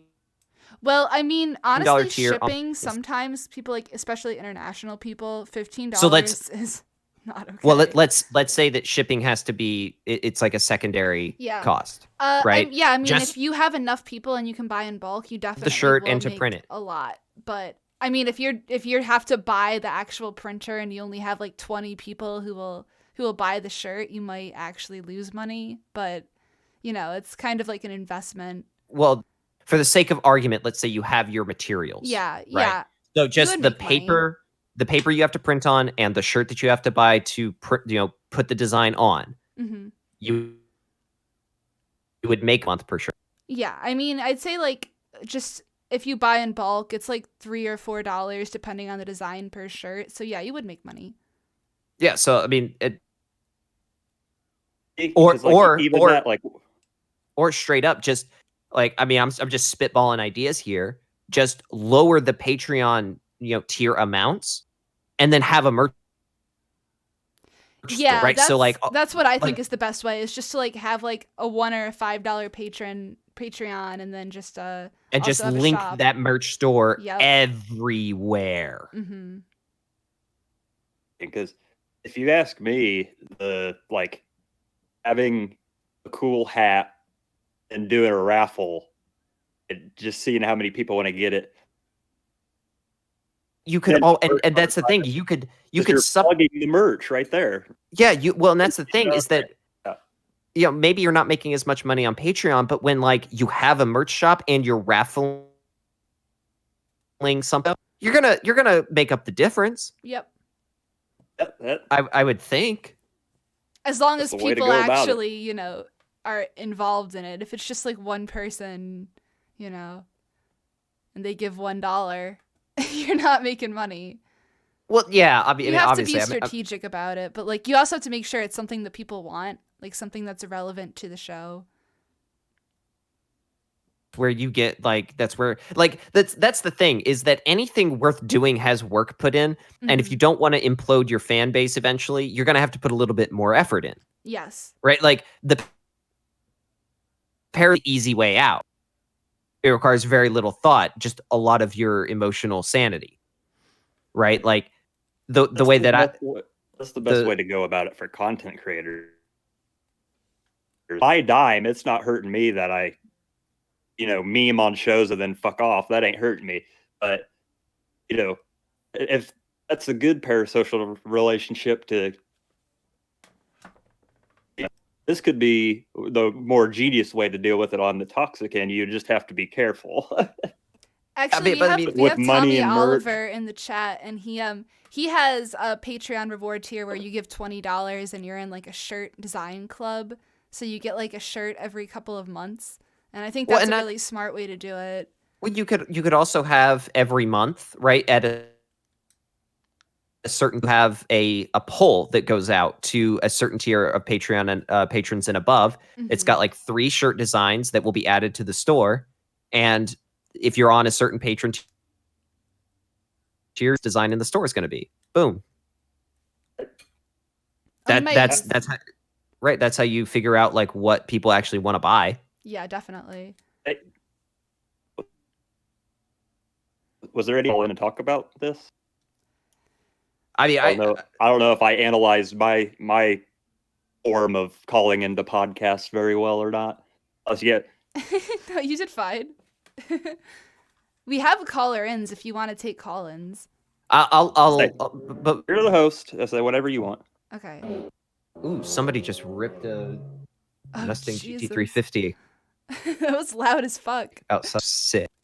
I'll just say, closing thoughts on the parasocial thing from me is that you have to be aware that it can and might, regardless of what level you're on, and just guard yourself against it because it will destroy you. Yeah, and that's the fascinating part about it was there's things in there that I had never even thought. I was like making it think, maybe did I ever fuck up somewhere? I think I've been okay on it, but the reason that I've thought about this like a lot is because I was a long time, like especially before we take callers, you want to talk about one of the most toxic places for parasocial relationships that I have ever seen. What is it? In its heyday? Oh my God. I could see that being a pretty bad cesspool. It was bad. I didn't mean to cut off and unless there was other things you wanted to talk about still. I didn't mean to cut off the conversation. Oh, I think it's fine. We got a 20 Australian dollar super chat from Shini Saba that says, "Yo, shirts." Yes, shirts. Yeah, see, right. There you go. Right there. At the very mention. We just sold May a shirt. Yeah. Yeah. People will really like the design. I'm sure that fans of this show will really like the design I have. It'll be a black shirt too, so get hype, guys. And have you ever considered that this is also a possibility, right? Have you ever considered like farming out like the actual like work? Wait, what was that? You cut out. Oh, have you ever like considered the idea that you could farm out the production of the shirts to someone else? Yeah. I'm pretty sure Digi thinks about that a lot when he sees me. He's like, "Oh, I could just have you do all of my merch." Well, no, I'm being serious here. I hate Radar Base Jr. again because like he's the fucking pinnacle of how to do merch, right? But initially, the way that they did their merch was through like one of those really shit like it was their store, heavy air quotes, but it was just like an aggregate for that kind of stuff that had multiple different creators selling merch through them. How they did it. But we all know that those sites have shit product. Absolutely. Right? The shirts are lowest terrible. Quality shirts. Yeah, lowest quality. So changing over to going into like, making it themselves. What they did is they just shopped around and found a supplier that is local to them, who they then contract the supply chain to. So what they do is they say, "Hey, we want X hundred number of hoodies with this design," and they fulfill that. Yeah, and it's cheaper too because they're going straight through the manufacturer. They're going straight to the manufacturer. The manufacturer sends them that bulk order of the product, and then their second house, right, as like an inventory. And the store that they have, it's their own website, right? And when you order the shirt, it just goes it goes directly to them, and they just pick it out of the inventory that they have in that second house, and then they ship it. Probably the way to go. That's definitely, especially if like you have plans to run a lot of shirts, but like I'm just planning to do like probably 5 or 10 for now. Oh yeah, no, but that's like later down the line expansion stuff. Yeah. I mean, I know Dick does that right, too, because he has like shirts that he particularly likes the cut of, so he goes through a manufacturer to do that, and that is definitely the way to go. Especially I don't want to give out like fucking Gildan shit shirts, but that's like what you're gonna get. Well, there's a podcaster that I listen to. He's a wrestling podcaster who's like almost 60 years old. His name's Jim Cornette. Is just retired. Old retired Southern fuck in Kentucky, and what he does is, because of his name recognition, he just literally, he does not have a job or any retirement. He molds wrestling DVDs. He'll just market to people, hey, only 1,000 of these will be signed, and then he just sells those in books at the post office 3 days a week, and he makes a fucking living off of it. Fucking genius. Yeah, definitely. Yeah. Well, and that's the nice thing about merch as well is that push it as much as he wants. You know. And not just that, but unlike things, you know, in the same vein as like Digi's rants, merch is infinitely scalable. Mm-hmm. Successful, you can continue to run it as just like an in-house operation where you are directly printing the shirts with a press. But if it becomes stupid successful and you're making like hundreds, you can still scale that. You just shift the production to a supplier who sent, like the way that Ray Narvaez Jr. does his store, right? You don't. That's what I'm saying. This old fuck by just marketing all of the shit and selling them and telling you how much of it is, he makes a living off of it. Like, you're not locked into this, you know, this idea that they have so much time, right? You can he actually got too ambitious with it. If May just wants to do like 4 shirts and make a couple bucks, you know. Yeah, exactly. You can demand it. You feel like doing a shit ton and really plugging it, or, you know, just doing it to the point where it's not stressing you out. It is pretty genius. Merch is the way. You can, in audiences, you can scale it to whatever your own, you know, time investment, you know, you want to be is, as opposed to something like the rants or, you know, any sort of where you are locked into a limit to what you are capable of dealing with. I'm never going to make a Patreon, but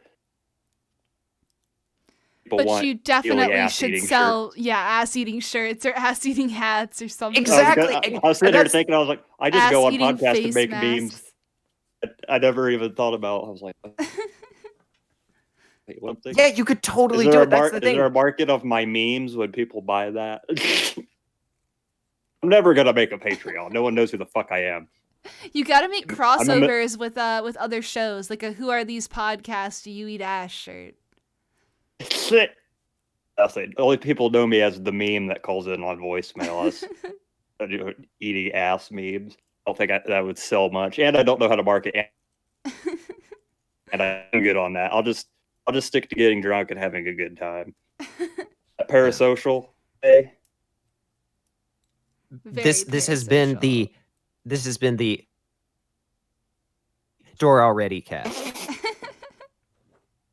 Include my ass-eating shirt on it. I'll only take 5%. No one knows who the fuck I am. It's going to be your lowest seller. People knew who you were. People were hyped that Landonime was going to be on. People would buy a Digibro shirt that said, you know, eating ass, it's mealy as fuck. They would buy it just because it's Digicore's shirt. Let's be honest. I am an autism, so maybe my charisma will swoon them. For Christ's sake, right there, you got a shirt. I am an autism. Indeed, you are a walking shirt generator. See how do you see how easy this is? Like, it's we got to break It blows my mind that more people don't think about it. Like it's. We want to take callers now. Yeah, I just never thought about it in terms of me, because only people like May are a fan of me. It's just like, yeah, of course I never would have thought about that. Right. And then call in on a 30-minute voicemail and talk about degenerate shit. People think it's funny. It is always funny. I'm going to bring Carla in. Carla, you are coming into the show. Carla. Hello, you're live. Hello. No. How's it going? Yeah, I was just talking. Hey, it's I just want drinking. Based. It's very based. Okay, so things happened. So I have to break up how boring the show got when you just kept talking. And clear my good name and insist upon the fact that I'm not a communist. It's really important. You seem more like a libertarian. I'm Felicity. I'm like, okay, if libertarian, the communist, basically. True. Around in that middle section. Okay. Carla is the ultimate centrist. I'm not the ultimate centrist. I'm like the opposite of a cent. But yeah, no, like we were talking in the waiting room, and we came to the conclusion that there isn't such a thing as a parasocial relationship. There's just healthy obsession and unhealthy. What we call parasocial relationships is just when you're like obsessed with someone in like a really unhealthy way. Well, no, there is certainly a parasocial relationship between creators and people who consume their content. There is implicitly a relationship, and like the Discord servers that you're in, you know, there are very clear expectations on those relationships.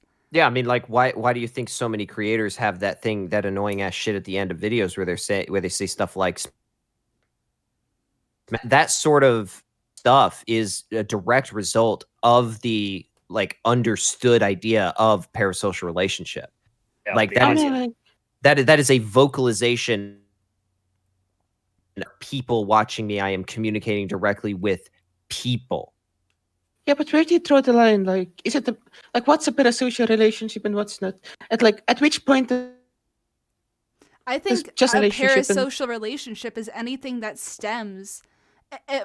First of all, it depends on where it's a scalable you're talking thing about, you know, the parasocial relationship being formed. Like on the internet, if we're talking about internet creators, I think it's just relationships that are formed by the creator and the consumers of their content. So I think it would be, you know, just anything that stems from that. Yeah, but you can also be in a parasocial relationship with like Kanye West.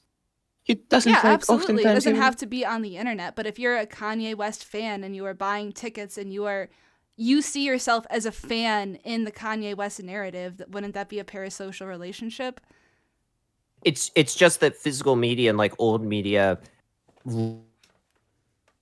largely distance itself from the intensity of parasocial relationships. There are always parasocial relationships in traditional media. Like you have. Well, no, what I'm saying is that the reason it has as strong or as felt is simply because you had.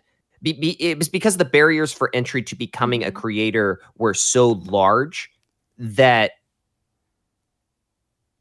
you did not see yourself as being close to them in a social strata type of way. Like somebody who makes YouTube videos is so grounded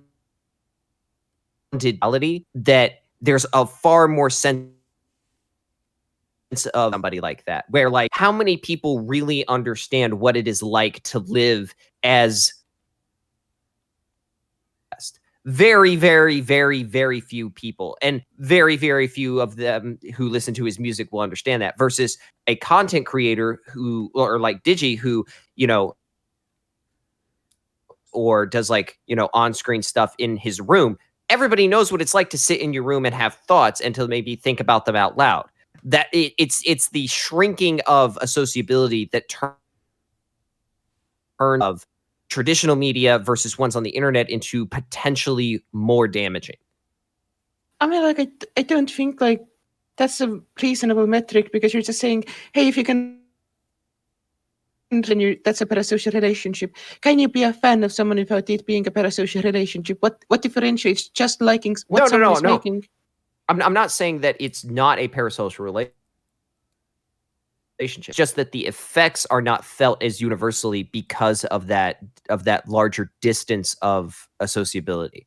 I mean, like, for example, DJ Bros music is my favorite thing ever made by any human. That much of a parasocial relationship, even though that is my thing. Well, okay, one parasocial relationship that kind of has to relate with that, and you see this more in traditional media. You have like journalists and stuff who would have relationships with, content creators, but they are not people with followings, so they might do things for clout or to gain coverage, but because of social media, now everybody's in that same position. Well, May, I mean, you got like the original parasocial relationships that would eventually become just relationship functions were like band groupies. Yeah, I mean that would count. Like that is like the progenitor of what ended up, sort of being the inner of a person or thing. Like band groupies were like that for physical media. If you have sex with someone you're a fan of, is it still a parasocial relationship? Or at that point, it's just a fucking... I mean, it can be. I refer to groupies not necessarily by the fact that they have sex with the people that they're with the people that they like. I'm saying groupies in the sense of these are the people that follow the band all over.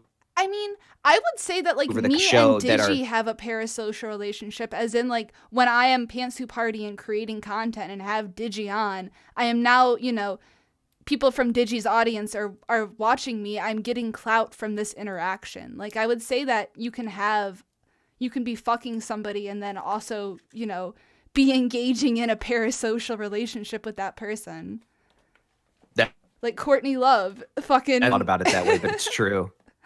Like at that point, like, what does a parasocial relationship mean, like on an individual level anyway? Is it just something you observe? It's just a way to organize relationships. It's like a way to define and organize relationships that stem from somebody who has spotlight and clout. I would say different from a traditional social relationship in that there is a media-based catalyst to it, right? Like met this person, never have been interested in this person, never would have cared about them, except that they made something that you like, and suddenly now they are an important person to you. Or maybe just like... I mean, okay, Carla, there are degrees of parasocial. There's degrees to that. Do I get anything out of calling in and asking people if they eat ass and then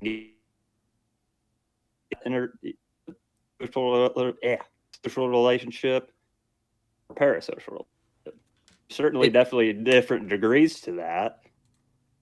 Like at that point, passing like such a wide net and talking about degrees, and like most things can be reducible to parasocial relationships at some point. So like the term is just a matter of degree. So what is a parasocial relationship? If everything there's also that connotation too of that it is, like Ash said, it's got that parameter of being strictly media. Mm-hmm. Abilities, possibilities, and degrees of what that could cause. Yeah, but everything you do is media at some level, so I don't think it's useful to define it that way. Mass media, not regular media. Stuff that's being distributed to... I would say a parasocial relationship is stemming from mass media and not media. Like, you can write a letter to somebody. That's a good distinction to make. Anyway, this conversation is boring. Fucking, do you want to talk about like anything other than parasocial relationships? Or is why did you call in? Oh, yeah. So remember the schizo episode that happened like a few days ago? Yeah. No, I forgot. Talking about conspiracies. So there's this theory that there's only one conspiracy, which is the entirety of society itself. Now you can throw a fucking beginning of this idea from Max Turner, a notorious who conceived of this idea of spooks, right? which have been usurped now to mean something that they aren't. But basically, it means that whenever you're doing something just to like appease another person or appease a system, then you're quote unquote.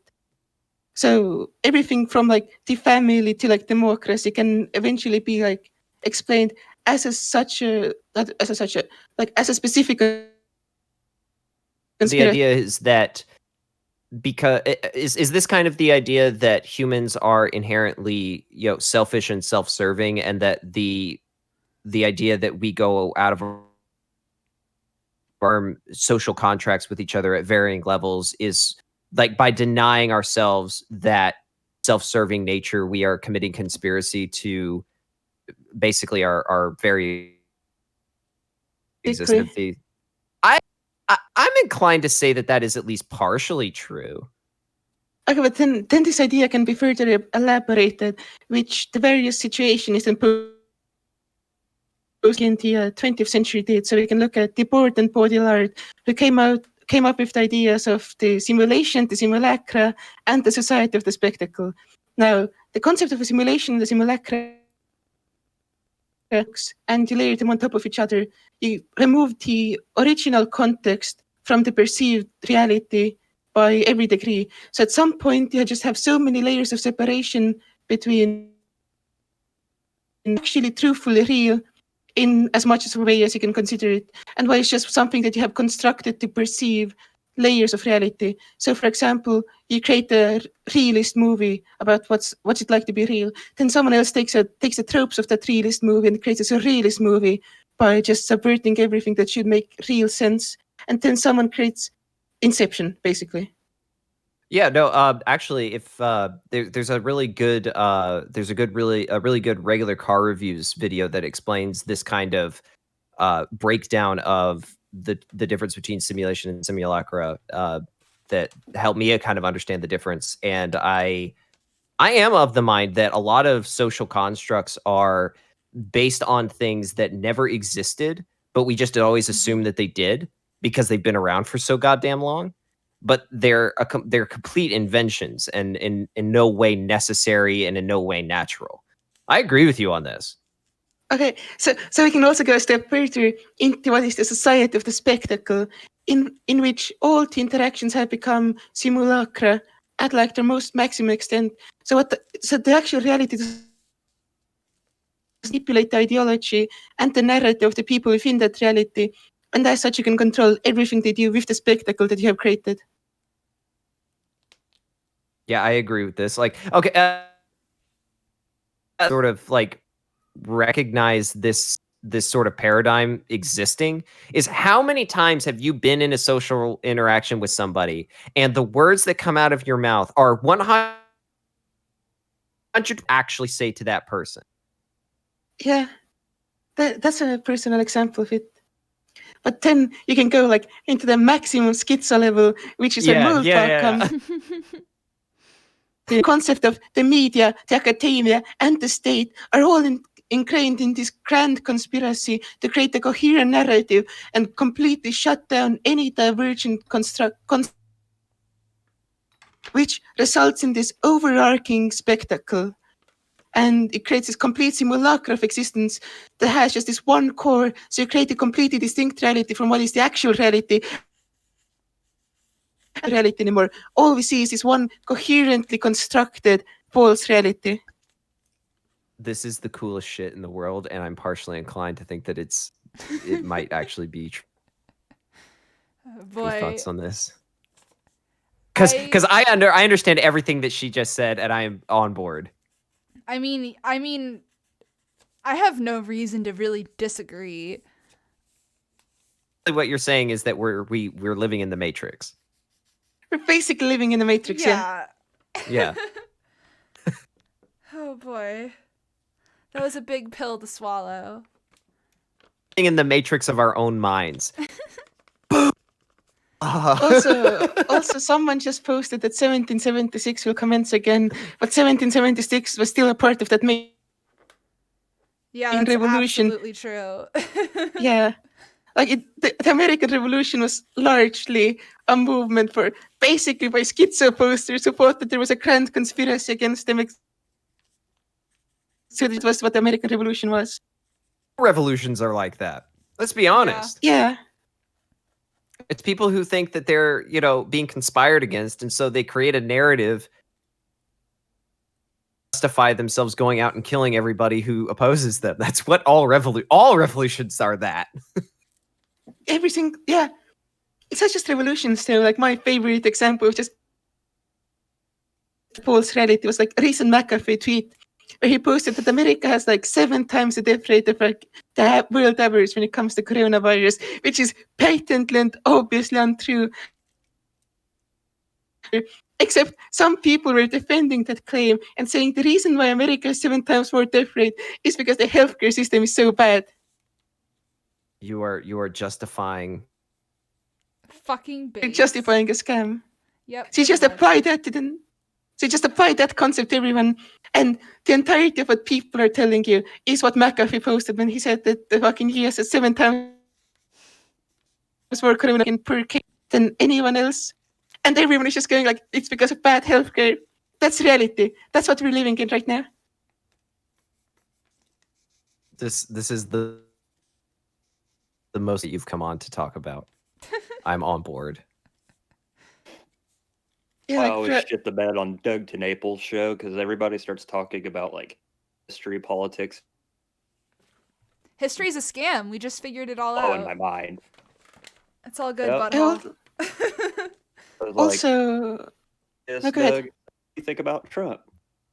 Dude, I'm a beyond topic. I always shit the bed on this kind of stuff. Also, I have like some more responses to the conspiracy cast, where, like, literally, as we're talking about the completely Marxian concept of alienation and commodity production, and it, like, didn't realize what you were talking about. Like when you were saying you were basically saying paying someone to exist. That's like the highest degree of alienation that you can get because you aren't getting a physical good. Except when we go into industrialism, it's mass production. You're not getting a specific physical good. You're getting a mass-produced physical good. You're still not getting a specific physical good. You're getting a physical good that's alienated from a person because it's still in a market economy. You go back to agriculture. You're getting a physical good. You're only getting a physical good that's but it's still not like a product of like someone's own labor. It's still like this fucking removed thing from someone. Like at some point, every mode of like agricultural and industrial production has a. No, So- I agree. What if you're with getting you. pussy? That's the real question. What if you're getting pussy out of it? How much do you pay for it? Everything. Oh no, I'd have to be in that situation. Everything. Can admit that you eat ass. I know that much. I don't. If you're I've on a never mission- gotten a chance to eat this. You're missing out. Oh, you're lying, and I'm gonna get you to admit it one day. Motherfuckers. Carla, I agree with you. I did see you make that comment that we had missed it, and I saw it after the stream was over. But I think that there is like some degree of alienation from the creator to product to you is okay. I don't think that it needs. I just have a problem with the degree to which it has escalated. But like why? Why can't you have just Why are completely you putting so alienated much labor that value on things that have had Because, human labor on them? Wait, say what? Why is there so much value on things that are like directly created by people versus mass produced? Well, one to one, right? Like, there's an inherent value to things that did not pass through like any sort of like. There's a social engineering to most product, right? Like to make people want to have it, right? I am of the mind that if into creation to product is there to just to allow more people to have access to the thing, but not necessarily. Like I am of the mind that it is good to allow people the opportunity to have the thing, but not at the expense of removing its value as something. So like games are a good example of this, right? When someone makes a game, when a studio makes a game, okay, if they are just making a game and distribute it to people, was you had to go to the studio and get a copy from them. Okay, yes, that's great one-to-one, and it feels way more personal. It feels really cool. But like more people to be able to experience that game. So I think that there is an acceptable amount of product and creator alienation to you to allow people to experience the thing that has been created. I think the issue that I run into is when the creation process, we want this to be able to be given to them. Like, there's no like actual creative value being provided in the initial inception of it. That's where I start. I just don't think everything needs to be creative. Like, if it's meeting your needs, like mass-produced goods, if they meet your needs, like, why would you want it to be more creative? No. Okay, so let's break this down at like something that is like that. So like food, right? Mm-hmm. I want the most amount of people to be able to have the food that they like, and I don't want food to have been disassociated to such a degree that no one cares about the food that they buy. But why not both? Like, why can't we have mass-produced goods that ensure that everybody has access to food? Yeah. No, that's what I'm saying. I am okay with a level of alienation that simply is there just to make sure that the most people can have access to it. The problem line is when that process is utilized in such a way to just make people want to have things simply because it exists. Mm-hmm. Yeah, I agree. The process of it becomes more important than the thing itself. But what if you just need something specific to exist just to feel content with the world? For example, I want Digibro's music to exist. I'm like, even if I couldn't buy the albums, which I have bought all the albums they can. Like, I would want it to exist, right? Mm-hmm. I didn't have my Kotori Manami of Aki Makura body pillow. Pretty bad. Bad for me. Okay, so Carla, what you're saying is that you didn't have the ability to have it, right? Basically. Okay. Well, in a creative field, right? I think that things will, even if there is no one who will buy the thing, because I think creators are naturally compelled to make shit. So I don't think that you need to have some art in order for art to manifest itself. Creative people just have that urge to make things. So I'm gonna bring in like something that Don Jolly said, which has current society, right? You can either be doomed or you can be damned. If you're doomed, you're literally living on the bare minimum possible and you're barely surviving. If you're damned, you're just acting within this fucking society we have. It's funny. It's funny that you mentioned that Don Jolly thing, because I left a comment on that video. If May, do you mind if I read that comment? Yeah, because I had an interesting thought about his.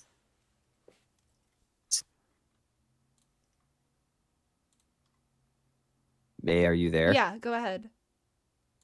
You cut out completely. You had cut out completely in that response. This is fucking awful. I just feel really bad. Like, I have to have a video come out today, so the stream is happening. Otherwise, I'd be like, let's just do this tomorrow. Like, do you mind if I read that comment? Yeah, go ahead, dude. Go ahead. So when Dawn made that video, I left the following comment. Dawn, you struck a chord with me when you mentioned that you felt as though your will. And based on your distinction between the damned and the doomed, I feel as though this is the inevitable form of existence for the doomed. Ever since I left my mother's house I've ever taken has been done purely for survival and against how I actually want to pursue living. I would wonder if you define the doomed as being exclusively paycheck to paycheck types, that even if you have the semblance of the damned, your hatred of being funneled into this modus operandi and preoccupation with anything outside that standard is what turns you into one of the doomed. The paradigm of the damned, your insistence on never furthering your position within that structure, and in many cases making decisions counterintuitive to it, is what leads you to being one of the doomed. This curious about your further opinion on the matter. So I would make a comment on this because I had the exact same reaction, except I had a solution, which is that there's a third category and technically a fourth category, but the fourth category isn't important. There are people who are not happy, whether they're doomed or damned. They're equally as unhappy being both. They can't live as either. And the solution for the deranged is to get the support of as many of those who are damned. This is patronage. This is the entire structure of like modern creativity. I'm down with this. Yes, yes. Yeah. Yes. So deranged. Yes. Thank God. Oh boy. Carla has saved you. I was gonna make a post on it on the zone, which everyone should get into, especially you, no thank you, in the waiting room. Absolutely. Fucking everybody should be there. Yeah, the zone is great. I'm not funny enough to be part of the zone. I don't You feel don't have to be funny. You are. Your stuff would be at home there. I feel the same way. That's why I haven't posted anything. I mean, you don't have to post in the zone to be on the zone. Just get in the M chat. Don't you have to make a post to be in the M chat? Yeah, that's the thing. I mean, you have to make a short. Yeah, I haven't wanted to do that. Like, it doesn't have to be funny. It just has to be cool. It could be anything, yeah. Well, that's the thing, is that if I were to make a post to get into the zone, right, like, I would want it to be a post zone, you know what I mean? And I don't feel that I'm worthy. Now, the point of the post, I mean, if you aren't worthy and don't get in the zone, you don't have to be somewhere where you don't think you belong.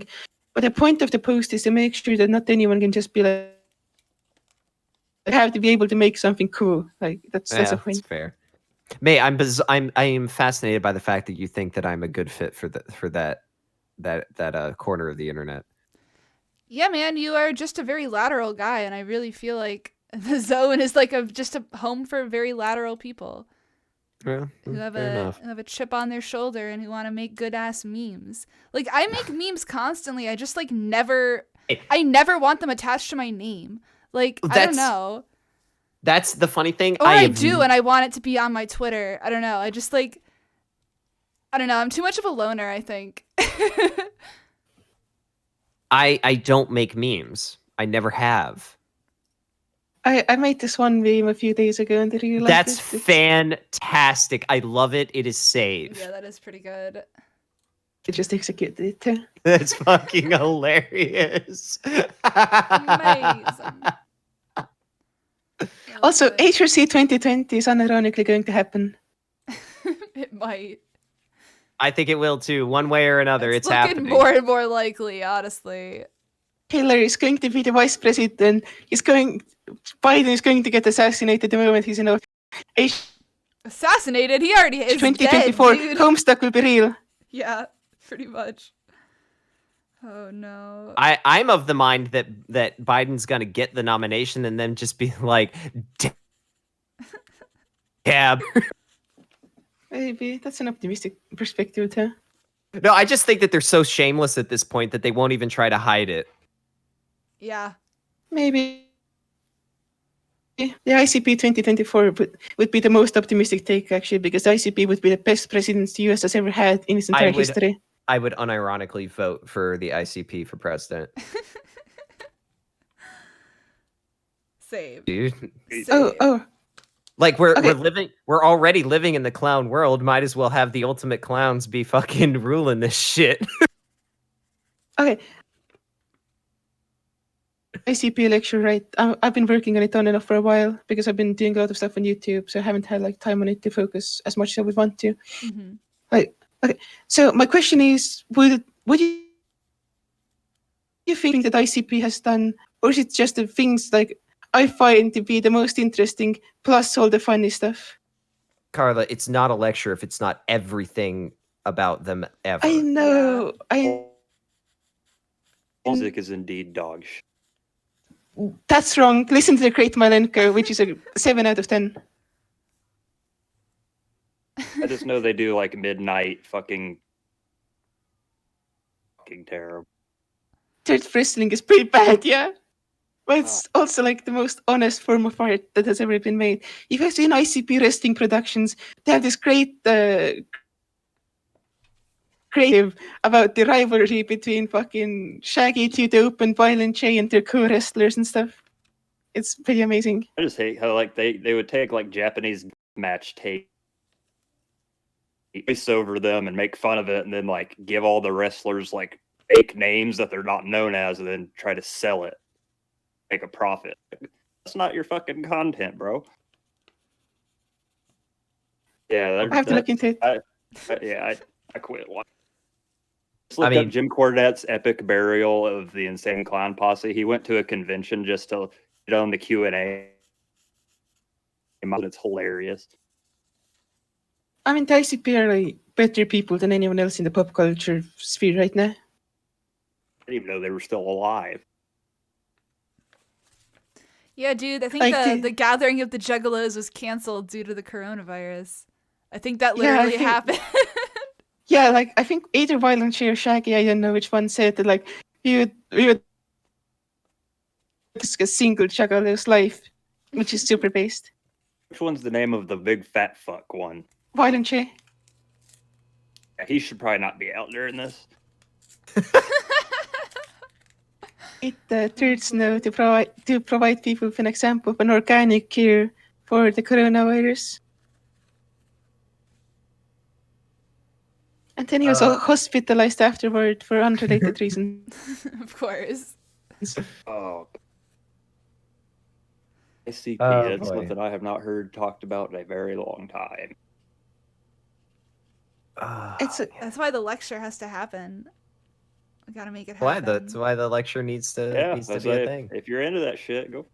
Carla, I would totally watch your ICP lecture. I want to be filled on. Should be pilled in the ICP. Everyone should be IC pilled. Are you? I just hate that big fat fuck. I listen to that. God, I just want to punch him in the cock.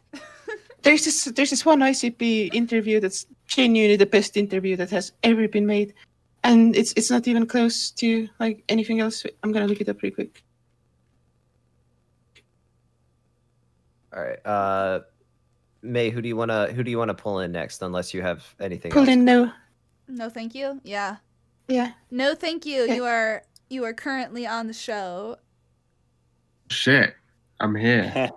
Yo. Welcome. Yo. I have to not accept this CS:GO match then. What's up? How's your night doing? I'm not CS going anywhere. I'm staying right here. So, parasocial relationships, Yeah. My weekend. Oh, wait. Am I answering May's question or am I? Answer whatever you want. Say words. Or shit talk ICP for me. All three. Danny Brown verse in When I'm Clowning. That's like that verse is flames. Other than that, I don't really care about whether they're good or bad. They're just not really. You're just not. You gotta be careful. Carla's gonna murder you in your sleep. We have talked about this with No before. Yeah, we've already had this conversation.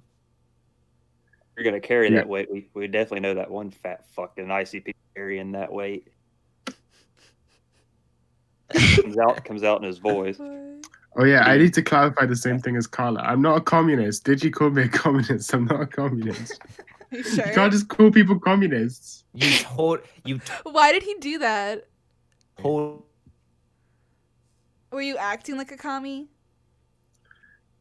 Just because I I have very like leftist-ish views. I mean, just because I agree with Marx doesn't make me a communist. All right. That's one thing I've noticed recently that I've actually been really enjoying, even though I have no fucking idea as to what's being talked about politics for some reason. I never have no idea, or I never have any idea what anyone's fucking talking about. But Look, so you're on the same page as How do you work for the government and not know anything? For your mail, I don't fucking know. Amazing.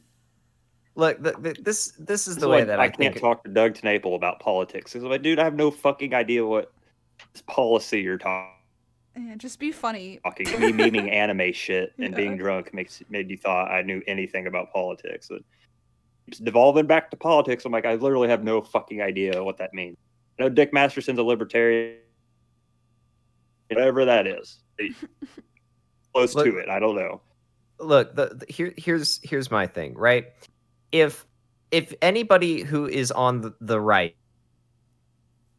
a Nazi for no reason, then anybody on the left can be called a communist for no reason. Equivalent exchange. Words don't mean it. Words don't mean anything. Not anymore. They don't. Okay, I mean, if you want, I could explain my political beliefs in detail, but no one cares. Give us a good analysis about it. No one cares. Oh boy, what's your favorite type of apple?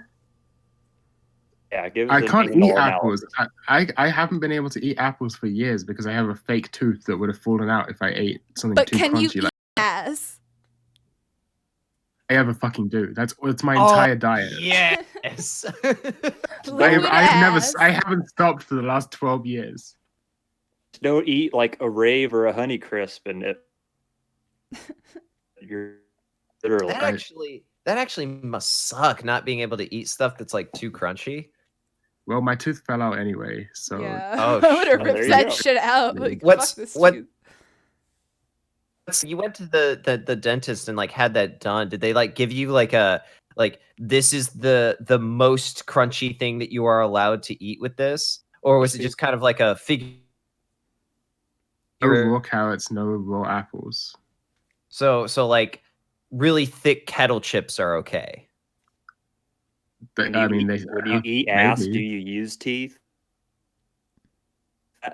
When I eat ass, I eat ass. I don't play no games. I don't play games. He draws the Pooh Berries. He draws blood. Legend. I was gonna make him fall into my trap, but he's just.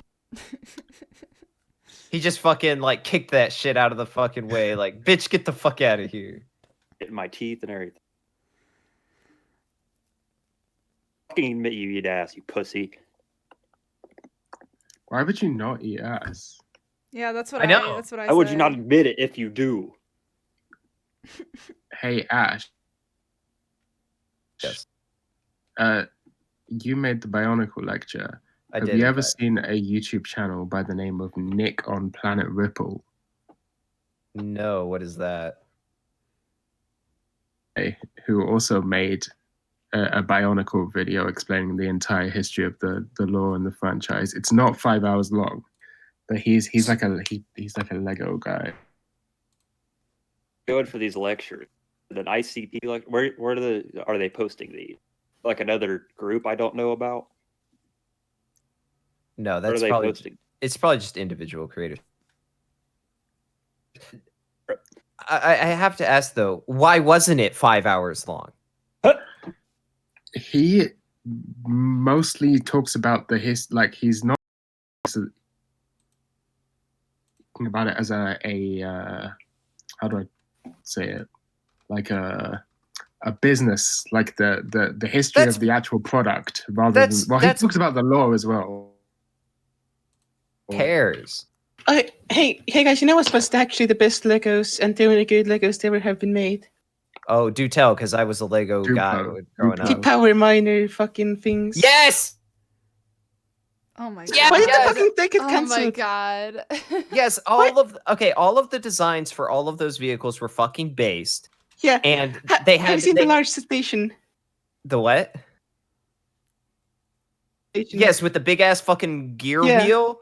That thing is fucking awesome. I had basically all of those fucking Power Miner things. So fucking cool. Well, and not just that, but all of the color design, with like the orange accents and like the blue accents in the second wave. Those things were fucking awesome. The fucking small monsters were super fucking cool too. Yes, they were. And when they made that was the fucking hypest thing ever. Hey, Yes, would people watch if I made like a 3-hour lecture on fucking Go6? All you assholes will stop shitting on my favorite anime. Yes, people will watch it, and you should host it on my Because channel. the worst is fucking trash. Go6 is trash. Go6 is the greatest anime ever made. Yeah. Everybody watch my lecture that I haven't made yet. The only anime worse than Go6 is Code Geass. Code Geass is fuck you. Code Geass is a 1 out of 10 show. Carla, I have to ask, as a fan of the Power Miners Lego sets, came out so fucking excited because it reminded you of all the gear from the Disney Atlantis movie, because when those things came out and there was a literal vehicle with a huge ass front of it, that was all I could think about, and I wanted it so bad because that's what that reminded me of, and that's one of my favorite movies of all time, and it was based. No, I mean I had like this fucking promotional thing where they sent like small packs with like comic books and stuff. And then I saw them and I was like, these are the coolest things ever. I need to own all of them because I'm autistic.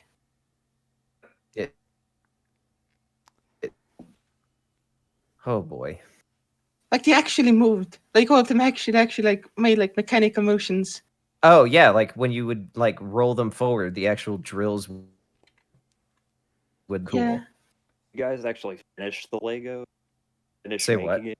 You guys finish making it? Yes. Have that kind of patience? Oh, God. Yeah. You have autism. Okay, I actually have a very good reason for, and this goes for anybody who has similar problems to me. Okay, I like as a kid, you know, they're cool and shit, but as an adult, I was really into it because it was incredibly therapeutic, right? If you de-stress and like really just kind of chill out and like, you know, just relieve yourself of like a lot of anxiety and stuff, just like get like a couple Lego sets and just like methodically putting them all together. It's just like there's a tactile nature to it. There's like a very clear line of instructions for like how to put everything together. Like it is one of the most therapeutic activities you can do to like de-stress. I highly recommend doing it. It's really, really great. Now, on the other end, is it as hard as I've got like otaku, like 80s mech otaku and 70s. I have like $200 worth of Mobile Suit Gundam and Space Runaway Ideon model kits. Okay. I cannot finish. I hate trying to put. I want that shit. Like I buy it, and I never can put it together. So I don't know if I'm just retarded or what. No. So I also have built Gundam sets before. First Gundam. It is way easier. It is way clearer. It's like the way that they structure it. So like you have the box, right? And when you dump out of like part, okay, like when you open up the every there's like groups of parts in numbered bags, and the way it works is that in the instructions it'll be like open bag 1. You'll go through the instructions using only the parts from bag 1, and then once you're done it'll tell you now open bag 2, and then it'll go on like that until it's finished. Probably still hands. I can't. Also, the feeling when your fingers are like absolutely hurting and aching from just putting together Lego after Lego after Lego, and then you're finished. And you've got like some of your skins like flaked off and like, you know, little bubbly and stuff because you've just been doing it for so long. Oh my god, I've never experienced this. Are you a Lego? Yeah, I mean, I like them. When I was a kid, I was like mad into Bionicles. You as weird as these two fucks? No, I've never spent so much time building something my hands were literally flaking off. I just get angry and quit. Yeah, you seem like that kind of type. Idion and the goddamn super laser beam thing, and I like put it together. I'm like, fuck. Maybe I started off too hard. Maybe I should have started with Lego. Butthole Weeb, where would you put yourself on the neurotyping chart? Oh god, can someone post it? Yeah, dude. Yeah, I got you. Because people define it, like videos of it, but like not a full grasp of the entire grid. There you Also, go. the Ninjago series was like the most based cartoon ever. It was such a fucking good cartoon. Where'd you post? Ninjago is pretty fun. Yeah. General. Oh, no. Sorry. No. How do I find Wrong general. Wrong general. You post No, No, No, I should post it. what fucking chat am I supposed to find? It's just General in the chat. top General. chat and text channels. So this is called Discord. Or it is on the Discord.com. screen if you have the live stream open. It's on the screen too. Oh, okay. That'll be better. I told you guys I cannot do Discord. I just that's why if me and May ever collabed, it would have been a fucking disaster. Okay. Neurotyping chart. Yeah. Are you looking at it? Did you get it?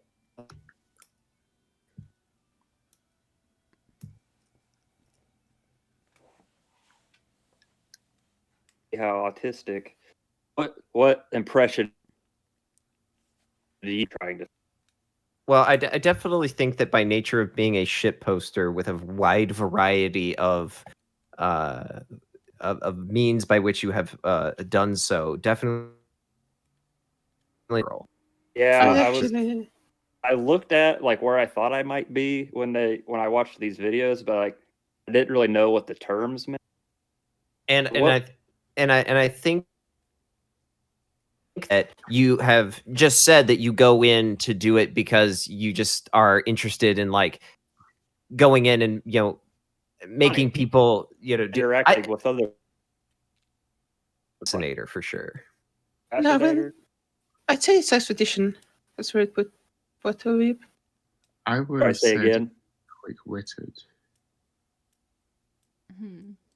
What would you say, May? You know me the best out of all these people. It's for me it's just like I would probably put you more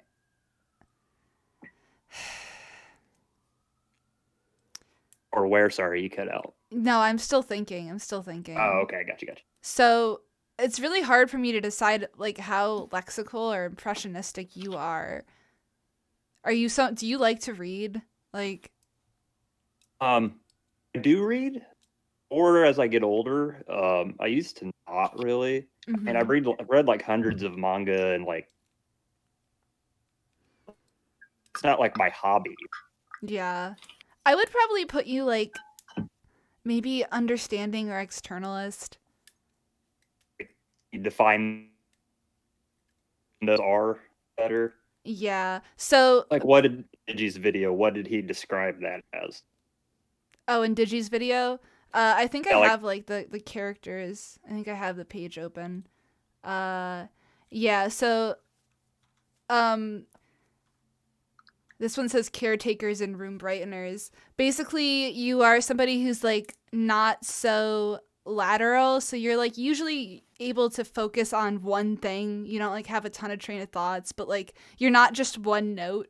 You're a little bit more, you have a lot of ideas, and whether or not you're more impressionistic or lexical has to do with like, how do you think? Do you think more in pictures or do you think more in words?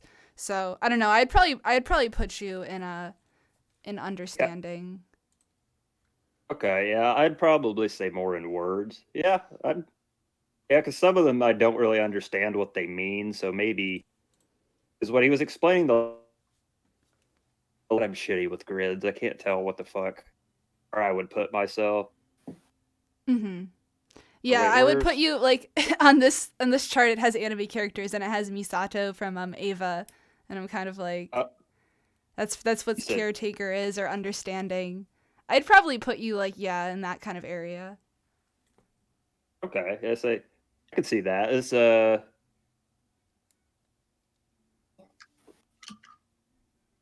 leaning more lateral or linear. Do you think you're more lateral or linear? Because like I think you're a little bit more linear, but not completely linear, but just your sense of humor and stuff. So maybe in the understanding thing, yeah, I'd probably go more lateral. Middle of that. Okay. Yeah, so like between like quick-witted and understanding, kind of. Yeah, okay. Yeah, I could see that. That makes sense. Remember, like in the analysis one, right? Yeah. Oh boy. I'm almost smack. Yeah, I agree with that. Whatever makes it more funny. Imagine not being a new type. I can't, so it's impossible. You're both new types. On the more lateral you are, theoretically. Okay. So maybe I'm a level 3 autism just because like Love Live is what so. Yeah, that's definitely some level 3 shit for sure. Yeah, I'm into that shit. Imagine not being a level 4. Fuck you. I want to be a level 4 so bad. My autism isn't strong enough, I guess. Horizon in the Middle of Nowhere is in my top 10. Yeah, oh my god. Level 6. Got a level 6 in here. Also, Tank Engine, and watch it regularly. Well, oh no. I am the ultra autist here. I rule over you.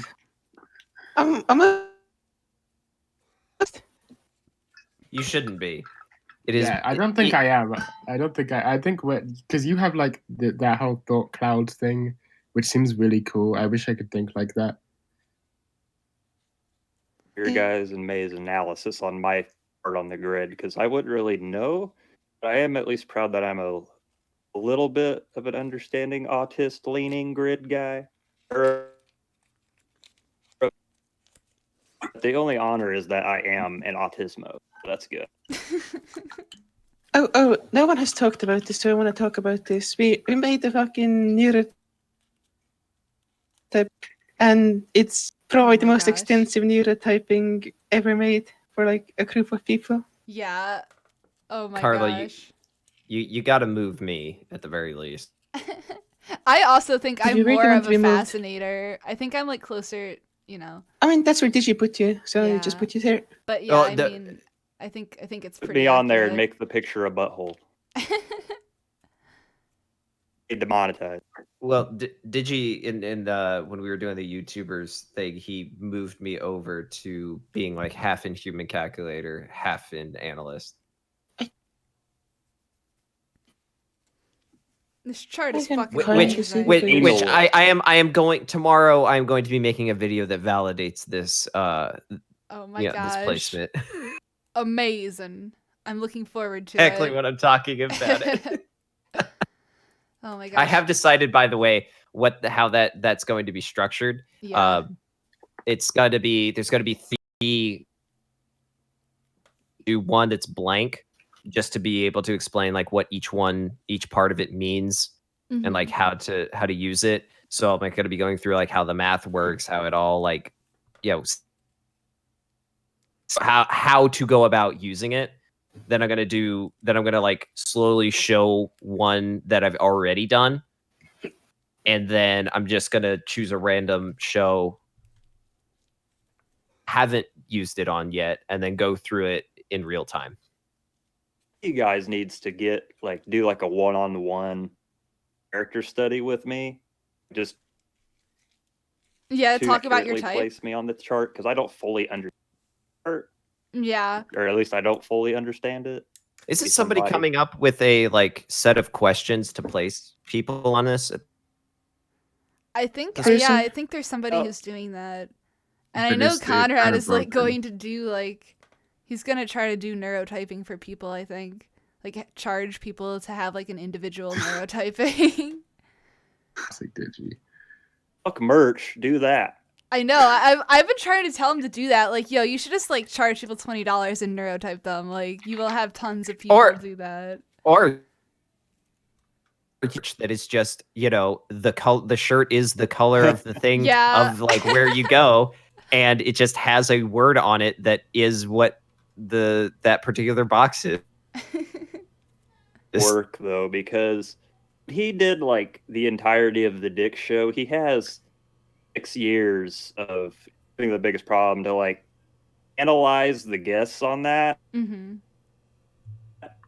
A lot of people don't know a lot of shit about me, so it's like, how do you accurately, you know, right, that's why it was kind of hard for me do that when he doesn't know me, to put you down, because it's like, well, I know you as somebody who, like, has one joke, so, like, in my mind that's a very linear kind of, like, you know, character, but you're more complex than that. Not that people who are super linear aren't complex, it's just like, I think you have more going on than just Butthole. Yeah, because it's like, how many just videos of me getting drunk and laughing at different anime I like, or getting emotional about it, does that really... Oh my gosh, it's so fascinating. How autistic is it? How big of an alcoholic am I? I mean, how does you neurotype me? Actually, that's interesting to bring. Yeah. What? How many shots does it take for you to get drunk? I'm on about 9 right now. Nice. It takes a lot tolerance. I'm also a big guy. I'm 6'6", so it takes a little bit more. Yeah. Damn. Yeah. I'm only like 100. I'm only like 150 pounds, so like beers with me, he would definitely outlast me before I passed out. But I'm a big beanpole fuck. I can take my alcohol pretty okay. Oh boy. Favorite show is Ghostig. Oh, are we getting into this? I'm just was that was you, right? Yep. Okay, well, I don't know what neurotypes are, but fucking...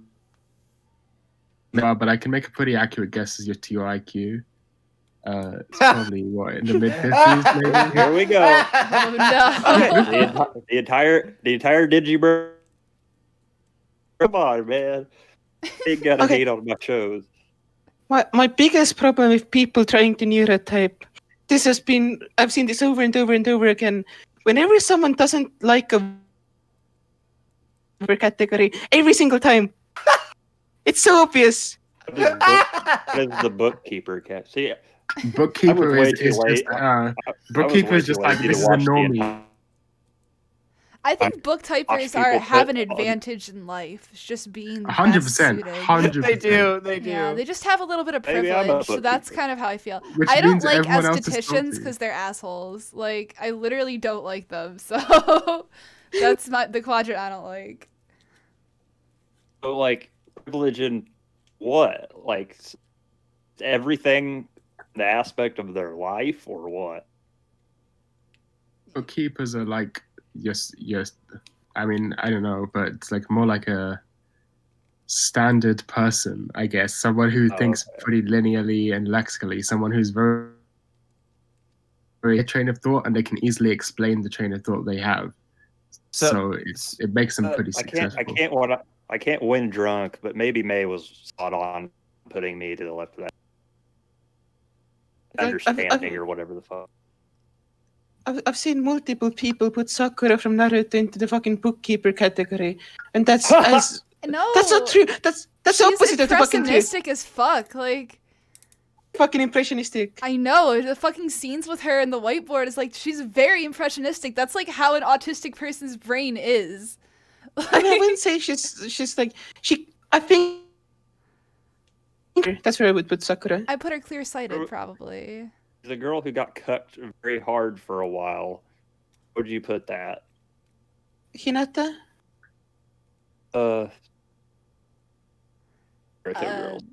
Hinata is externally sporting and understanding. Yeah, that's where I would put her too.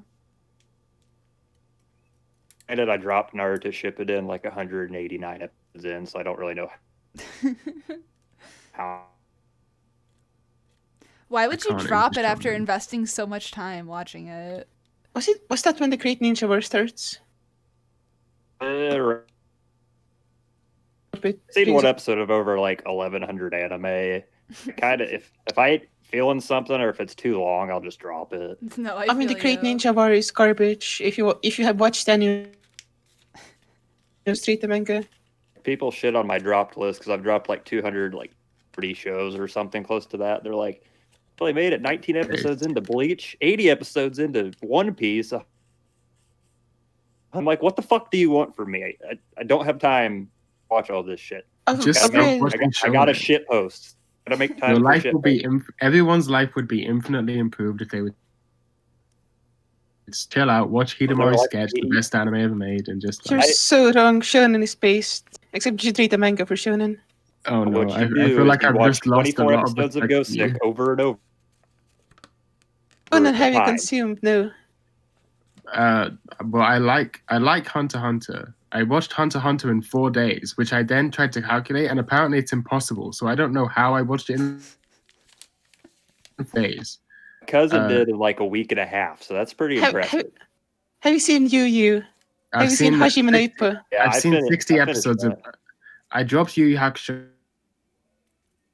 Tournament arc is the best tournament arc in all of anime, and I just thought it was like meh, except for the one scene where Yusuke's in the cave and the cool music is playing. That's the best, and also the fucking Shinbo cuts. The Shinbo cuts are cool because it's Shinbo and he's the best guy. You know, the best shonen tournament you should watch is it's only 24 episodes. What it is. Shit, best shonen. I've seen Gosick. I finished Gosick. I think it was like a 6 out of 10. It's good for you. It's good for your digestive system too. I like this. Is good gut bacteria. Listen, watch it again. I fucking am obsessed with the goth lollies. I watched all of Dance in the Vampire Bund just because I had a goth lolly in it. Dude, Dance in the Vampire Bund is legitimately good. Fight me. Goth lollies. It just so happens that the greatest anime ever made is Go Sick. Just go watch that again. Gosick is bad enough that I don't like it, even though it has a goth lolly in it. Those are some fighting words. All right, we got to get through to some more of these callers. Do you guys have anything else you want to talk about? Conspiracies. The real conspiracy. Shit taste in anime. That's what the conspiracy. My taste is the only real taste. Fuck? Do not Conrad insult is me. like just singing at the top of his lungs. I can hear him. I have no idea what he's doing. You probably don't wanna. Oh my warned us. So if you hear him, that's what's happening. Some like Linkin Park shit, or I'm gonna be disappointed. Yeah. Hey, May. Please get Digibro do more folk music because I fucking hate rap. Interesting. So badly, but I just hate rap. Like literally the best part of live streams is when he just thinks of something and starts rapping. You can see May's eye just like fur. That's my favorite content right there. Him do folk shit. Love folk. Interesting. I'll relay that to him. Folk punk. May protest. Johnny Hope. It's just Johnny Hope rap on the is the trains. easiest. Rap is the easiest music to make. Now Yeah, he's been making sucks, like and I hate weird covers of songs. Like if you follow him on Twitter, he's just been posting weird little covers. It's amazing. Or folk music though, just saying. All right, let's get some other people. It's good to have Carla on. Good to have no thank you. Yeah, guys. Throwing you back into the pond. Guys. Have a good night.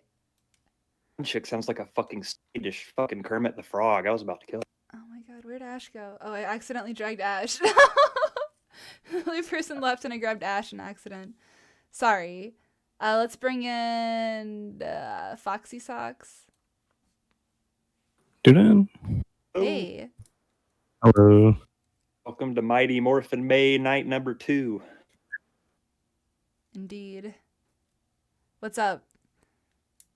What do you have to say? Hey. What were you guys just talking about? Anime? I've never heard of. Well, I did you a service tonight, my friend. Watch that shit. All of Digi and Mace fans aim me and shit on me for how much I love Go Sick. It's not Go Sick or Go Home. Fuck all you guys who don't like Go Sick. I gotta mute the stream because I'm hearing myself and I hate my own voice. Okay. Yeah, relatable. There we go. There is a cure for hating your own voice. What's the cure? Yes, liquor. No, the cure is to make a lot of YouTube content. Because you hear it so often. Yeah, exactly. Right. It's absolutely true. You just become desensitized. You're like, oh, I just always sound like an asshole. That's the one thing I don't the way it is. Do them for fun, and if I get like a really good analysis on something, none of the comments are about what the fuck I was talking about or analyzing. It's always just like, God, I really like your voice. I'm like, well, I have a good mic. About what I was talking about. It's always just comments on how people like my voice. I'm just like, geez, your voice is so soothing. Like, I made a 5-minute video, like, they just over the wall of your voice. Just God, your voice is soothing. I'm like, great. Yeah, I'm never getting subscribers. Fuck this. Yeah, but no, that is content. Just do just like audiobooks. That's what some people have told me to do, but I like analyzing anime drunk because that's kind of my shit. But what was the infamous quote Digi once said? He said, H. John Benjamin? Is that what he said? I don't know who that is, but it sounds accurate. Oh my gosh. Yeah, no. Do you eat ass, Foxy? 2,000 views. John Benjamin. What does my voice sound like? Oh, what is your question? Do you eat ass? What does it taste like? I've never. It's mealy AF, apparently. Mealy as fuck. What does mealy mean? I didn't even know that was a word. Right apple? No, I live on a rock. I'm canceled. Okay. Okay. It's like grainy, mushy. Yeah. Mealy as fuck.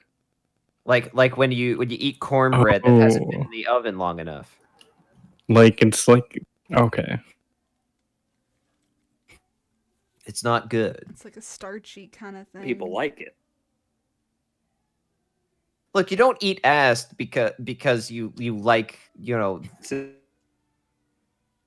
like the taste. You don't eat ass for the taste or the texture. You eat ass because it's fucking ass, and why would you not? Eat ass because it's gentlemanly to do that for your partner. Incredibly. People are gonna act like I'm the weird one here, just like in the ghost dick argument. Do you consider eating ass to be wrong. a social interaction? Exactly. Oh god. I probably didn't expect that to be your first question. I mean, if I had the opportunity, I wouldn't say no, I guess. I want to do everything at least once. This is a good attitude to have. Yeah. This is my kind of guy. I wanna commit suicide at least once. Yeah. And homicide. And homicide, yes. All the sides. Yes. All because of the violent video game. Oh boy. Do you have any questions you want to ask, Foxy? Hold on. What would be funny?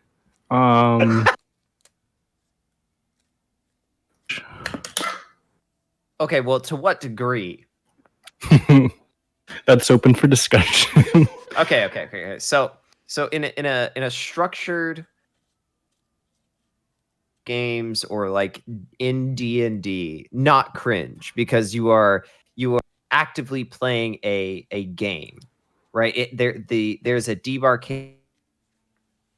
You are fully aware that you are, engaging in something not real. Now, the people that do role play shit on the internet and text and stuff, that's by definition cringe. Yes. Mm-hmm. I don't know. What? May, Butthole Weeb. Yeah, May, how would you feel about it? Like, is there a line to draw between like role playing with the partner or like being some dating sim? No, there's no line. It's cringe. It's all cringe? You think it's all cringe? It's May, okay to be cringe. Well, no, but it's important to make the distinction, because like, May, have you ever played like a tabletop role playing game? Yeah, I've played D&D.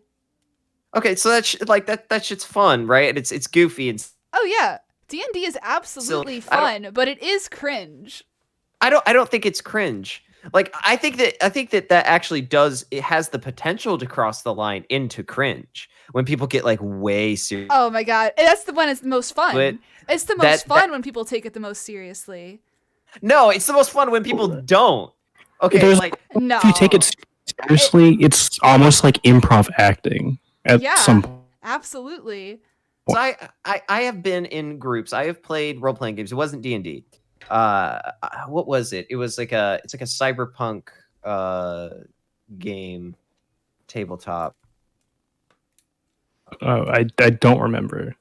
It's not Netrunner. Netrunner's the card game. Shit. Oh, Shadowrun. I have played Shadow groups of people before, and I've had one group that was like really into it and like really like taking it seriously, and one group where it was just we were just the one where we were just memeing and just like not taking it seriously at all was way more fun. Yeah, but how long did the campaign last? The one and the meme one lasted 4 sessions. That shit gets old real quick. That's all. Because there was I remember distinctly that we got into a fight in the game, and I decided to do something really stupid with my character, and the DM the character that I was trying to steal something off of a like boss villain character, and I successfully stole the thing off and rolled for the character to see like how they would react and if they would notice, and they scored like perfectly, and so they punched me so hard that he described it like no shit, like literally I literally came out of my boots. It was the stupidest, funniest shit in the world. And and like that was just the nature of the entire campaign, was just goofy, taking it seriously at all, and it was a great time. And the one where we were taking it seriously, it was just boring. I hated every second of it. It was not fun at all. So, and you take it seriously, really cringe. If you're using it as an excuse to like be goofy and funny and meme with your buddies, that's base. Yeah, you have to laugh at yourself. It's so cringe that it is base. My mind just went straight to the gutter. So are we talking specifically like video game role play shit, or like all role play? I don't know. I was I was thinking more Dungeons and Dragons and that kind of thing. Like, okay, think of it like this. Think of the people who in Dark Souls, right? When you get into the character creator, and people who make like a cool, badass look into it. Right, but then the way more interesting and funny people make like abominations to God himself in the character creator. That's way, but it's way more base. It's way more base. My mind was in the gutter. I was thinking like, is it and role play or and autism when like go to a con and like fuck a hot cosplay broad?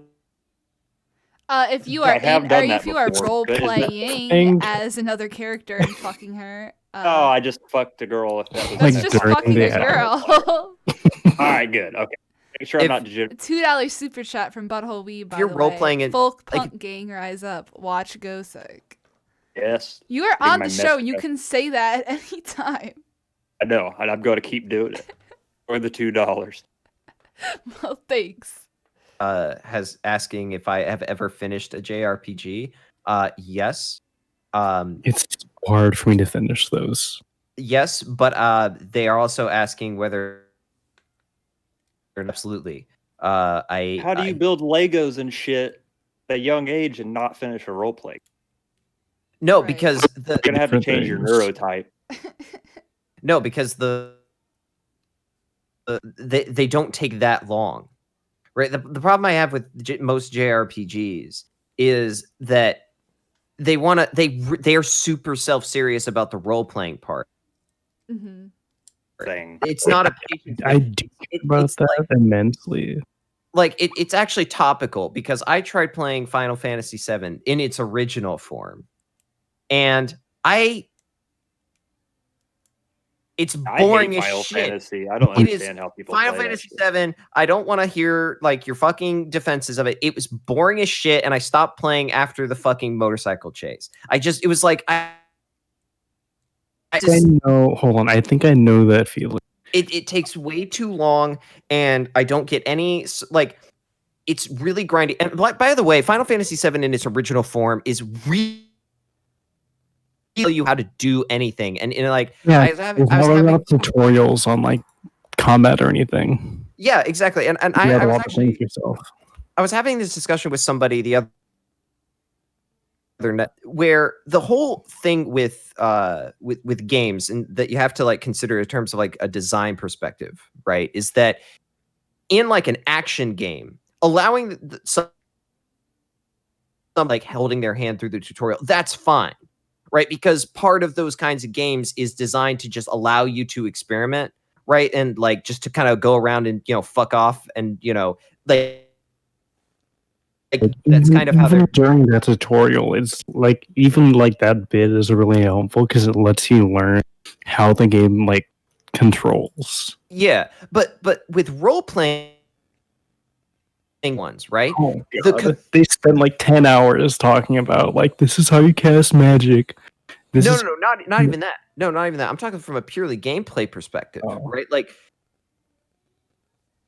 get from success in a role-playing game is manipulating and strategizing around very hard baked in rules of combat. Like there is a limit to like more of like a strategy and like manipulation of turns and like charges and stuff like that. Like you are manipulating the timer essentially, and in your sense of catharsis from the, you know, viciously operated within these very strict systems to achieve the goal. But you can't do that and get the catharsis from that if the game doesn't explain the goddamn rules in the first place, which fine do. Maybe like, I assumed too quickly because when you said that you can't finish them, totally agree. And like looking back, fantasy game, have friends who like literally manage game stores, and I'm like, hey, I'm around a community of so many people play these badass like, you know, and I suck so fucking bad at them. Like I'll spend $80 on a deluxe edition. I'll play like 2 missions and like get to the first boss and throw my fucking controller against the wall because I also hate because I want to understand what's going on. So like everyone shits on me for shitting on Final Fantasy, but it's like I'm not gonna get into a game where there's 14 different fucking versions and I have to know everything. I finally started just playing other ones. Like I even asked myself down to the very bottom pits of playing like Sword Art Online Fatal Bullet. Why? My friend come over and like update my stats and do the tutorials for me because I just don't understand them. So I settled for Tales of Vesperia because that's a baby one and it's the only one I understand. Totally different story, so I don't have to worry about like playing 4 other fucking games just to know what the hell the story is. That's what I settled. I can never finish them. I still haven't finished it. It's my issue with Final Fantasy VII is like it's a turn-based game, and so I want to feel as though I am in control of the combat and like doing the best that I can do and coming the best results, because that's the appeal of the combat, is that manipulation of those hard rules. But because it doesn't explain anything, I just played through the game, like the opening of the game, just kind of like fucking I thought might work without knowing anything about whether or not it was actually going to be effective and like whether I was doing it optimally.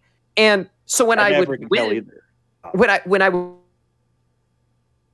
there was no satisfaction from that because I had no idea whether or not my victory was blind luck or because I was doing something correctly. And even if I had been doing something correctly, because the game doesn't tell you like how it is structurally, built, I have no idea whether or not I was doing it correctly. Like, no satisfaction from that game at all. I hate it. And all of you people who like Final Fantasy VII, a well-designed game. You are speaking the fucking gospel right now. Thank you.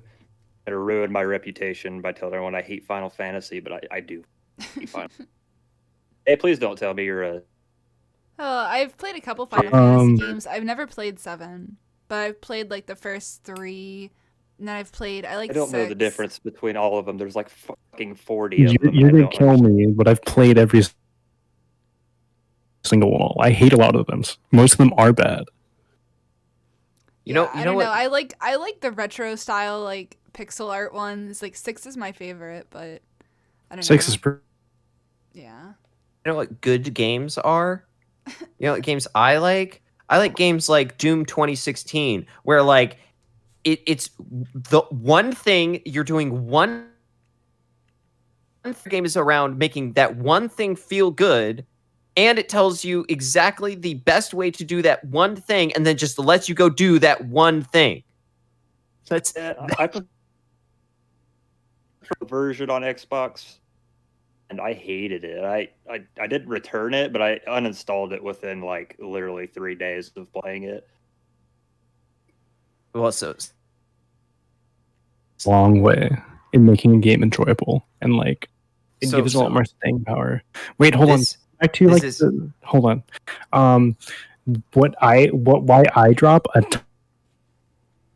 ton of a huge because I'll buy a new game because I like it or I'll try it out or whatever, and then there's always that beginning part where they're dumping really slow and they're introducing you to the mechanics like one by one, and I don't care. I just want to mess around with the game. I don't feel free. I feel like I'm railroaded through but it's always too slow, and I always just drop it in the middle because I don't know how long it'll be. Some games it's 10 hours. Yeah, I don't want to spend 10 hours of that. So gamer anymore, like the older I get, because my brother gets all the new releases. I have a pal who manages a GameStop, so he gets a bunch of shit for free, and like he plays all the new games. All I play anymore is Pokemon and like fucking WWE 2K. Like, not a gamer, fucking confirmed anymore. So maybe Call of Duty if my dad wants to get him shit up, but that's about it. So it's funny because people are gonna think that this is really weird based on what I've just said, but I really like Death Stranding, like a lot. What is that? That's Kojima's new game. I love that game on aesthetics alone. Like I'd say yes, aesthetics go a long way. Like the vibe of the game. That is. I just said that my favorite games are games where it tells you how to do the one thing and then it just lets you go do the one thing. Well, it's also really Death Stranding is really intuitive. Like in like menus and stuff, you don't know what to do. Well, but not just that, but Death Stranding is all about doing just one thing and learning how to do it really. That's true. And it's awesome. They need to go back to the old shit. Hey, please just do streams where you guys get really high and play Pokemon Stadium 2 minigame. Oh my god. Yeah, definitely. Please do that. That sounds amazing. Gosh, I want to do that right now. I may only be 22, I want to do that right now. 64 boy. Yeah, I'm a Nintendo 60. For those of you who have played Death Stranding in the chat, tell me I'm wrong that the bolo gun is the best feeling ever. May you and Digi you and Digi are planning on playing Death Stranding at some point, right? I know Digi is, yeah. Okay.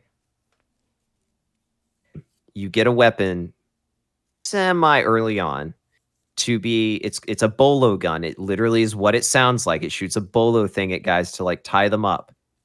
It is do because you'll see these dudes running at you and you just turn around and you charge that thing up and you shoot this like this whirling bolo string and it hits them and it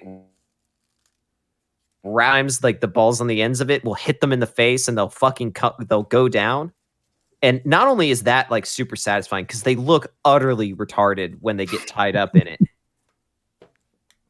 Because they're not like dead and they can like untie themselves, in order to keep them down, you have to like run up to them after you've like shot them with it. And it's the best thing because you can talk mad shit.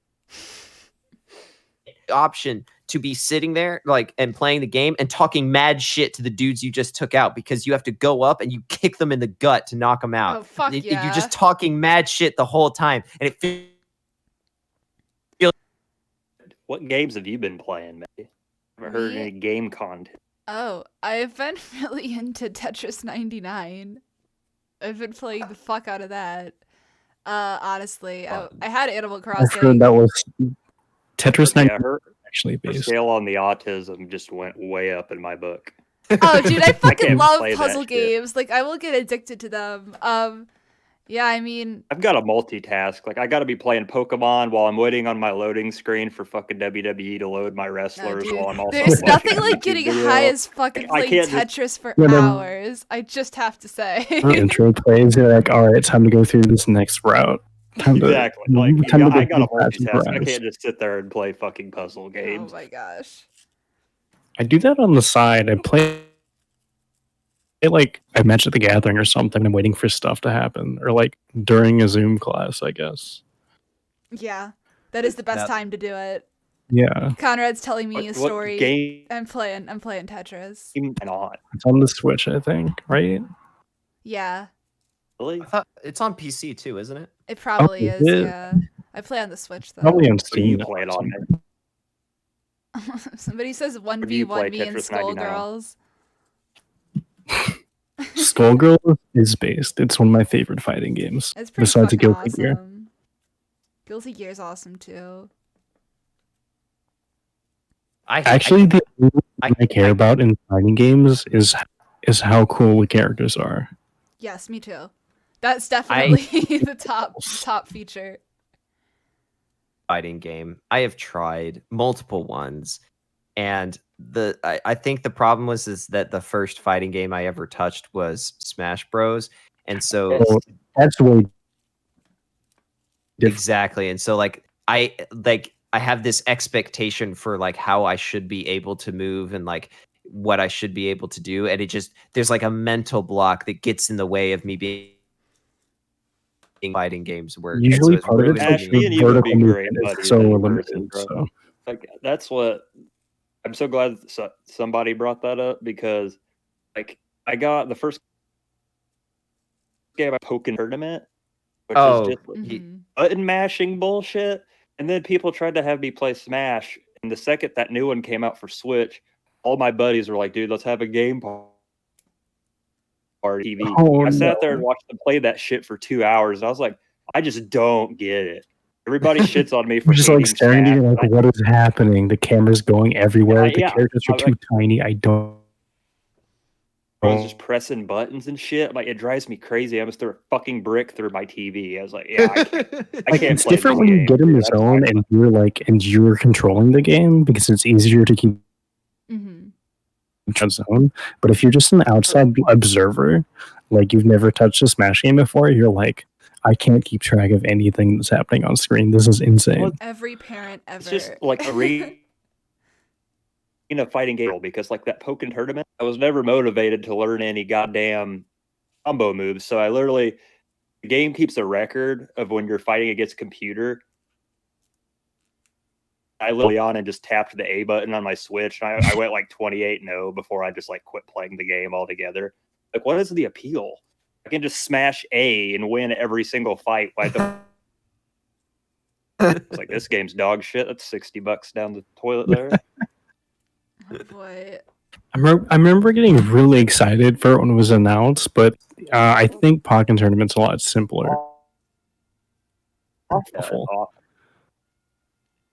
Yeah, that shit looks bad. All I right, don't know. we I wanna- was excited by the idea of it, but I don't know. I've never enjoyed playing Pokken.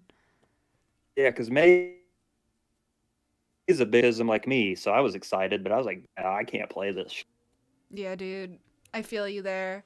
I can't believe there's so many people in the fucking waiting room. Why?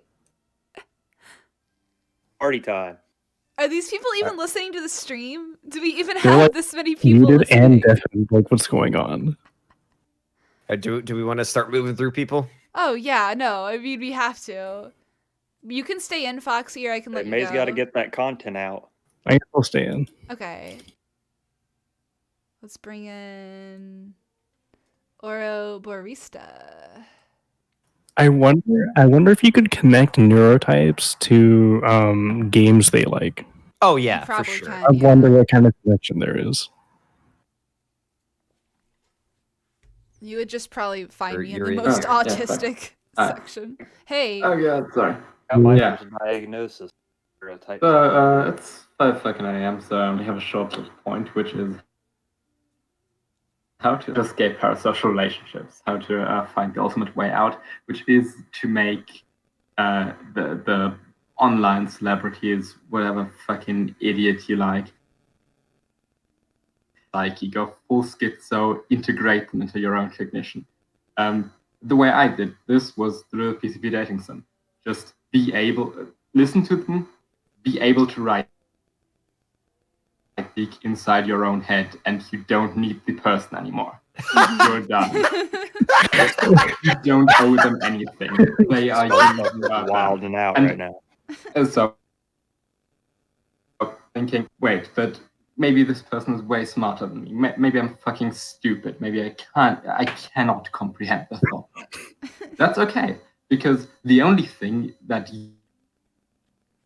you comprehend anyway. You don't get out of the shit that confuses you. So just type random words plus the things that you get out of the person, and that's the version of the person you comprehend anyway. So you don't need them. You're free. You're free from parasocial relationships. You can just be a fucking person again. Would you consider a form of role playing? You can all the money. Oh my god. Yeah, what's it called? He make a toll like a Zoom account so I can pay you. No, it's not a fucking toll. You can teach me your ways. It's the opposite of yourself. For a tulpa, you make part of yourself not yourself. This is part of not yourself, which you make yourself. It's the opposite. Oh my god. It's still another personality living in, right? Yeah. This is hysterical, and I love it. Based. Yeah. You guys got some interesting people on here. I mean, fucking writing a dating sim about online personalities you like is. But here I, in a very weird fucking way, turned it around to make it the opposite of parasocial. So I win. Digibro is me now. Tom Oliver is me now. Devu is me. So I don't need external validation anymore. You're all part of me. Part of the exactly. Part of the collective. If you want to be appreciated by your weird make them part of you and love yourself and become a better person, and yeah, do that. You have to write. Doesn't that sound hella fucking healthy? You have to write. You have to write. It will make millions. The weird thing is. Don't say this. I will. The weird thing about this is that the way that you're. That's the scary part. Yeah, of course it does. Everything makes sense. You just tell it well. Oh boy. And everything. There's just noise data which you interpret in a way which is completely fucking random. And since it's completely fucking random, any pattern is a pattern you can convince other people to be more convincing than the voice inside their own head. And then you make the voice inside of their head part of the voice inside of your head, and then you're even more convincing. And at some point, you're in inside your head. You're gone. You have transcended reality. Your brain becomes orange goo. Yeah, it has. Not capable of this process. I'm sorry. Oh boy. Your neurotype heat map. You like absorb the other ones. Oh my gosh. High power level. Oh my gosh, I'm sold like now. What's that browser game with like the blobs that you like go around and you absorb the smaller blobs? Oh yeah, I know what you're talking about. I love that the game. .io games. This on the neurotype group. You just become the living embodiment of the game Snake. Yeah. So funny. Gosh. Right. The snake represents the side of your dick, which also gets bigger with every person you absorb. I'm sorry, I can't fucking speak anymore. I'm way too fucking drunk. It's 5 a.m. Kill me. Or a barista. I'm kids. This gets also me. I must ask you a very important question. Okay. Actually, two. Do you eat ass? Yeah, of course. And what is your favorite anime? Is Paranoia Agent. Okay. This guy passes. He's all right. Sick. Yeah. It's pretty based. Anime is.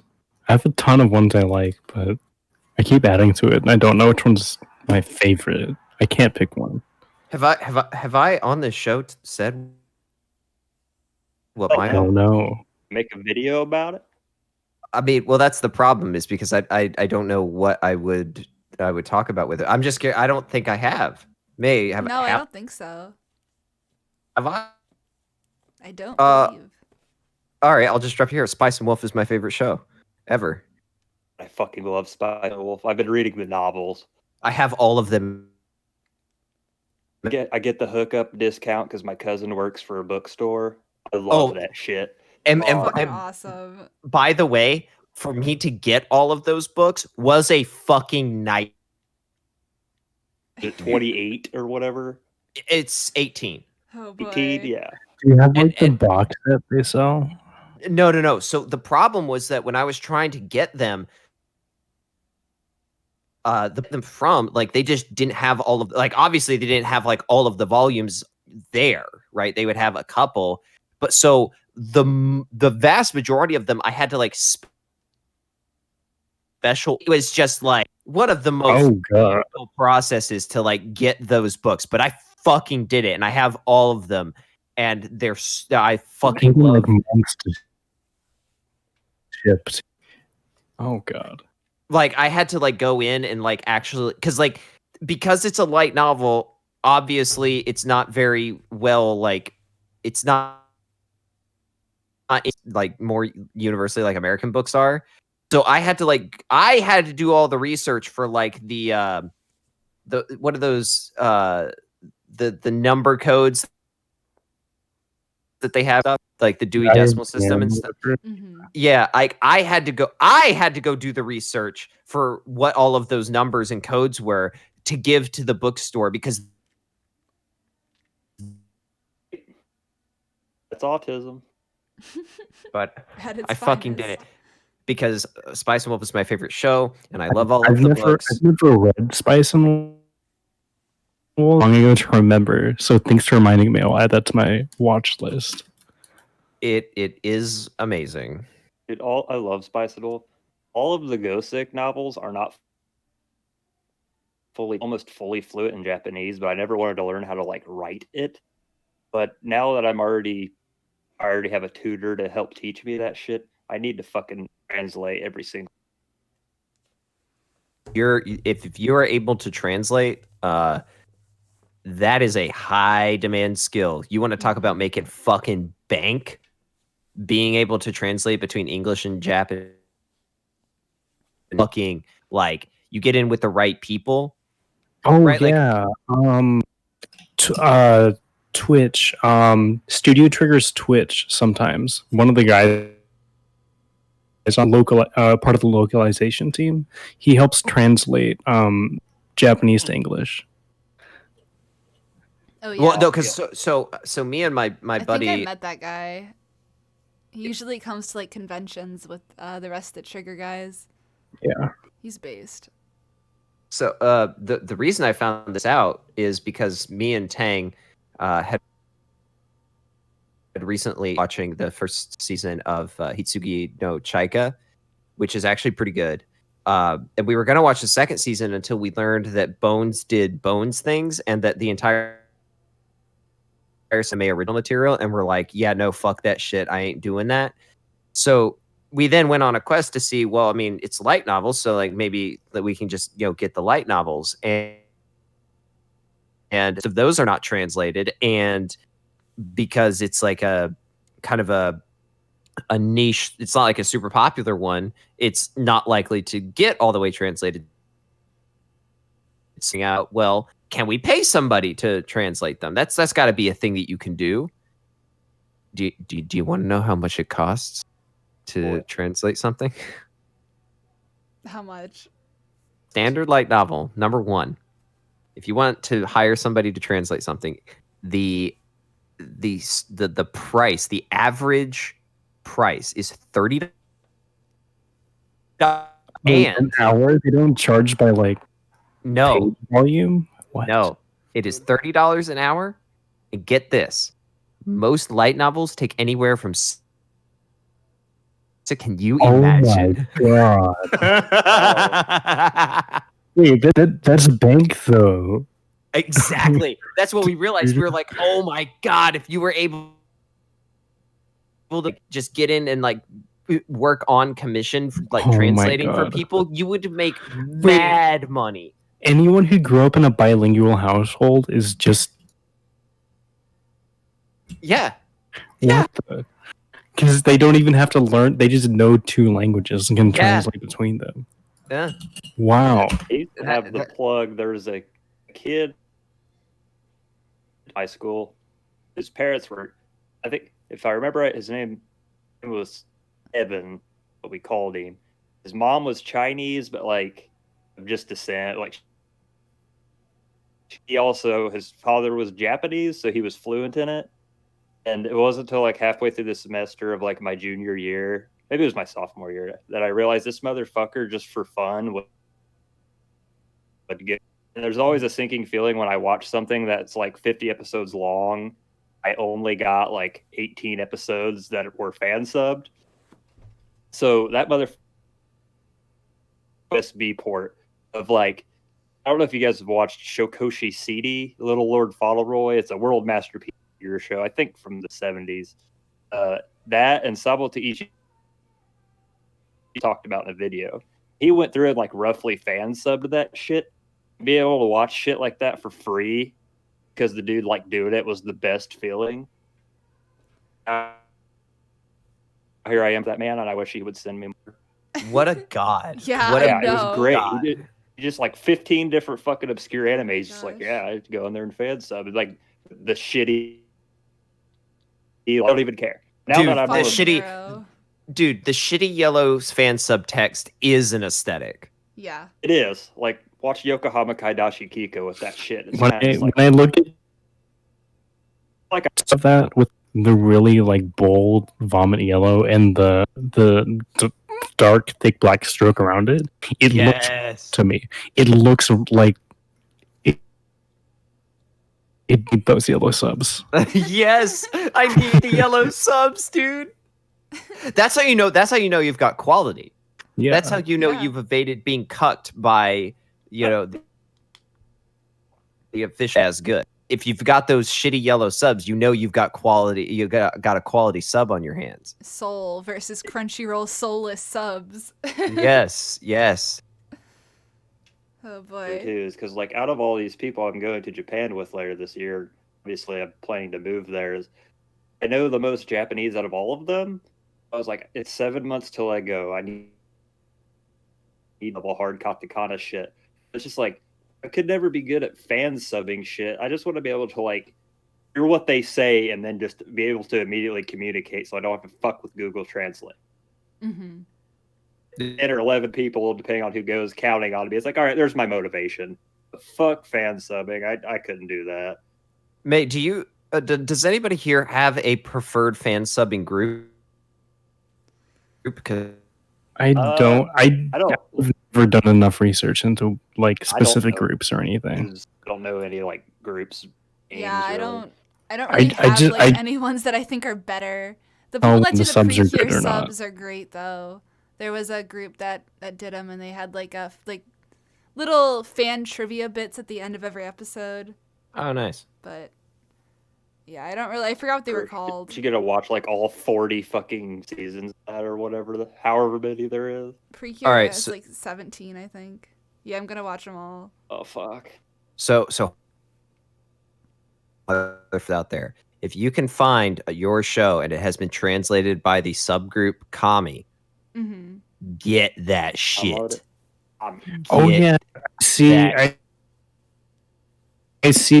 I always do Kami just because of brand recognition. And just okay, so not only does Kami, just click on it.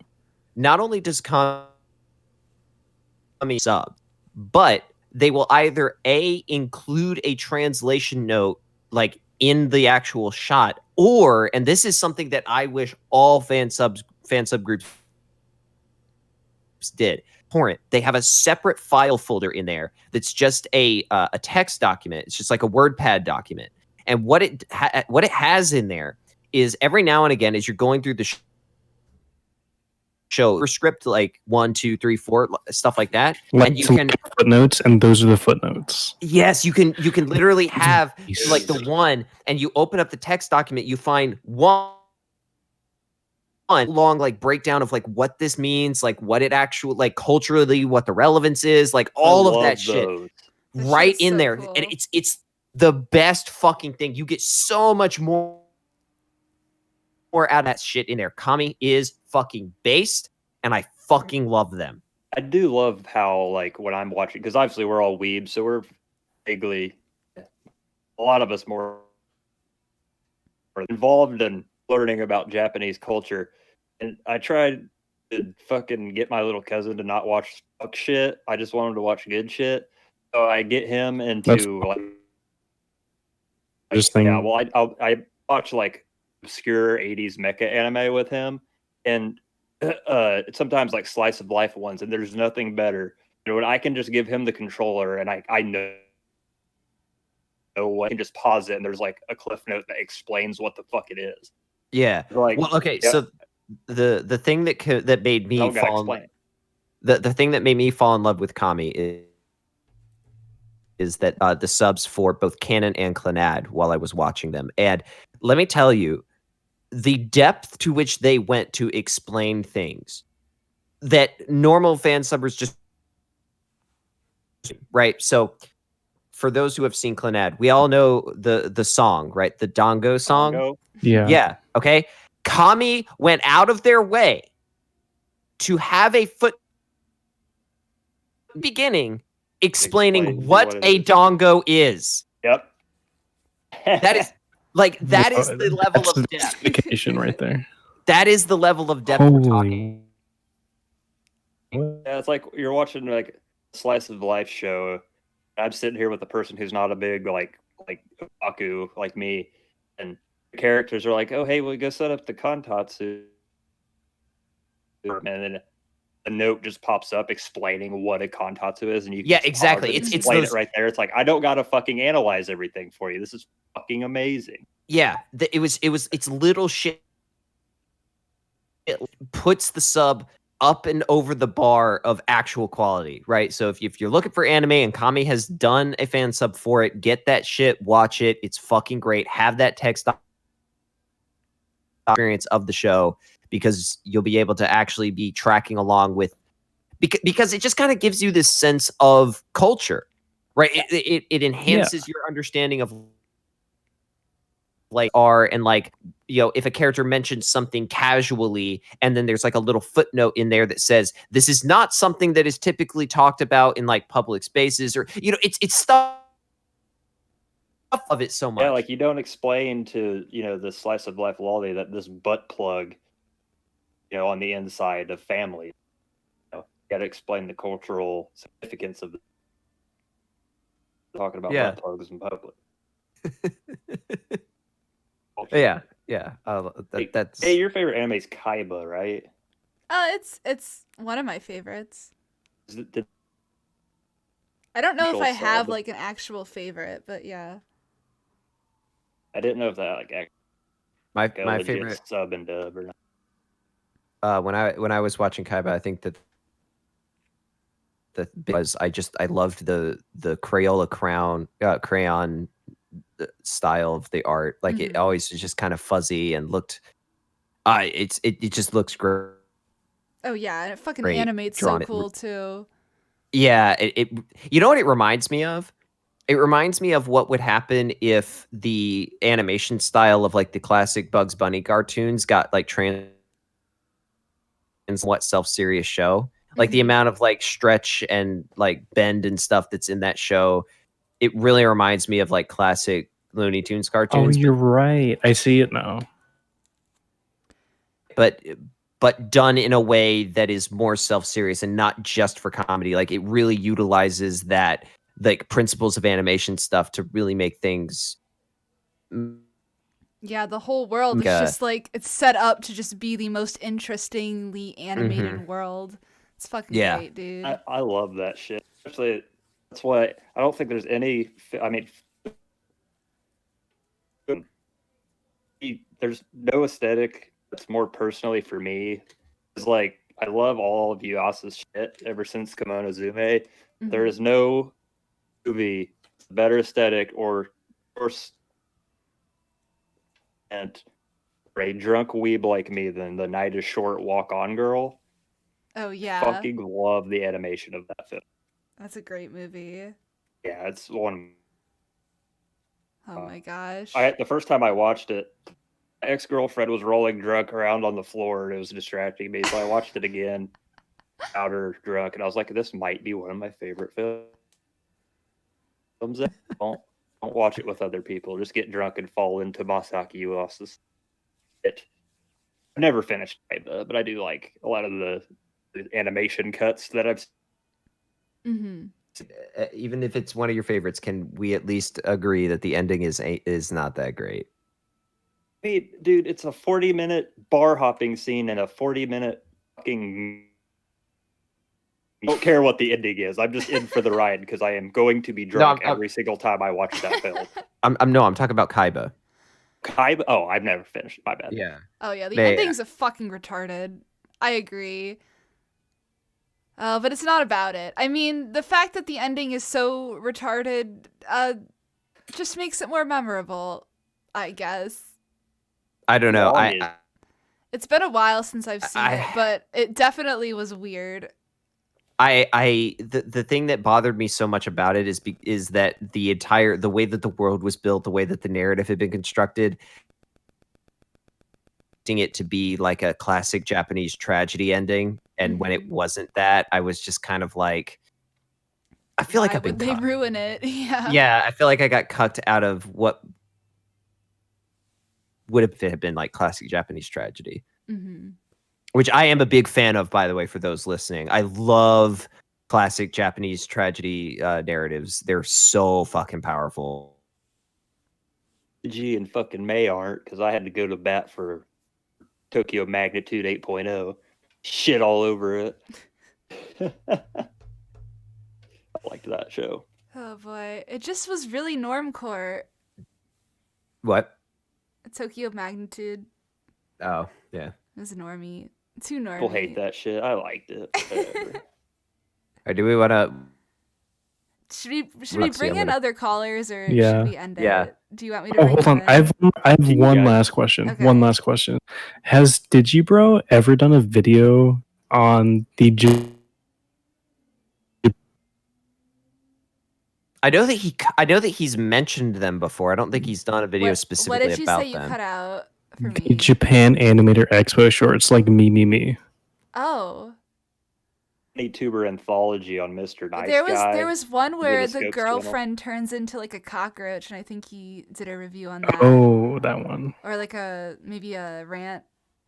But I don't think he's made any videos specifically about something them. about an YouTuber anthology that he like sent them a review of me. I think I was watching some like where he was answering a question at a convention, something, and he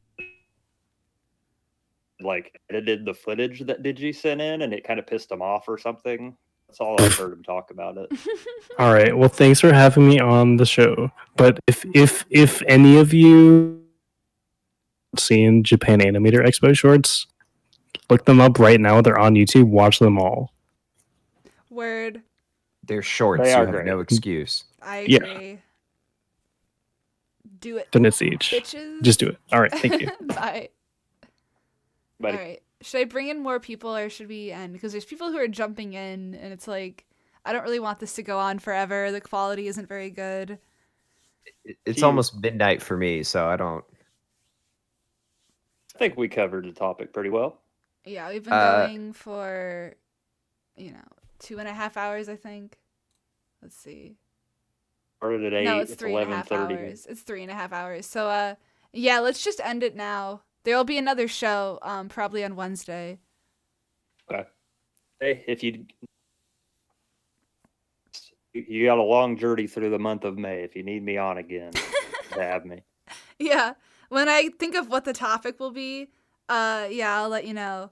But it'll probably be like around 7 on Ash, me and you got to do a Wednesday. fucking anime recommendation collab, buddy. Oh my gosh. Oh, buddy. The video that I'm going to be making tomorrow will 100% for me to do a whole lot of stuff. All right. You got to get in on it with me because I've been working on a review of Daikon 4 and I just get drunk. Need to like. After the stream is over, I'll send you a picture of like what this video will be about. It sounds good. Fucking magic being made. Go ahead, buddy. I sincerely wonder whether it will break your brain like it did May when I showed her. Oh my gosh. Because it's about eating ass.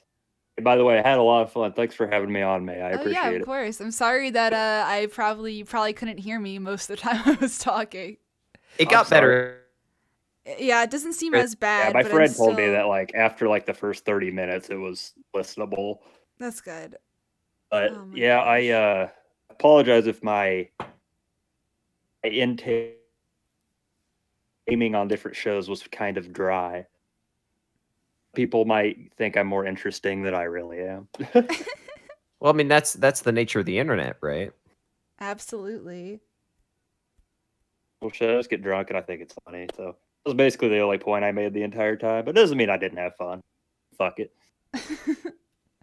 Everybody get on the merch train. Fuck yeah. Spam. Next stream on Wednesday, there'll be a raffle for a shirt. So follow me on Twitter. I'll probably show a little preview of it. But it'll be dope. The internet will be working by then for sure. It'll be awesome. There'll be a video tomorrow on the Pantsuit Party channel, so follow me there. Yeah, it was nice hanging with everybody. It was a good time. I'll see you guys. Had a blast. Wednesday. Peace out. Peace.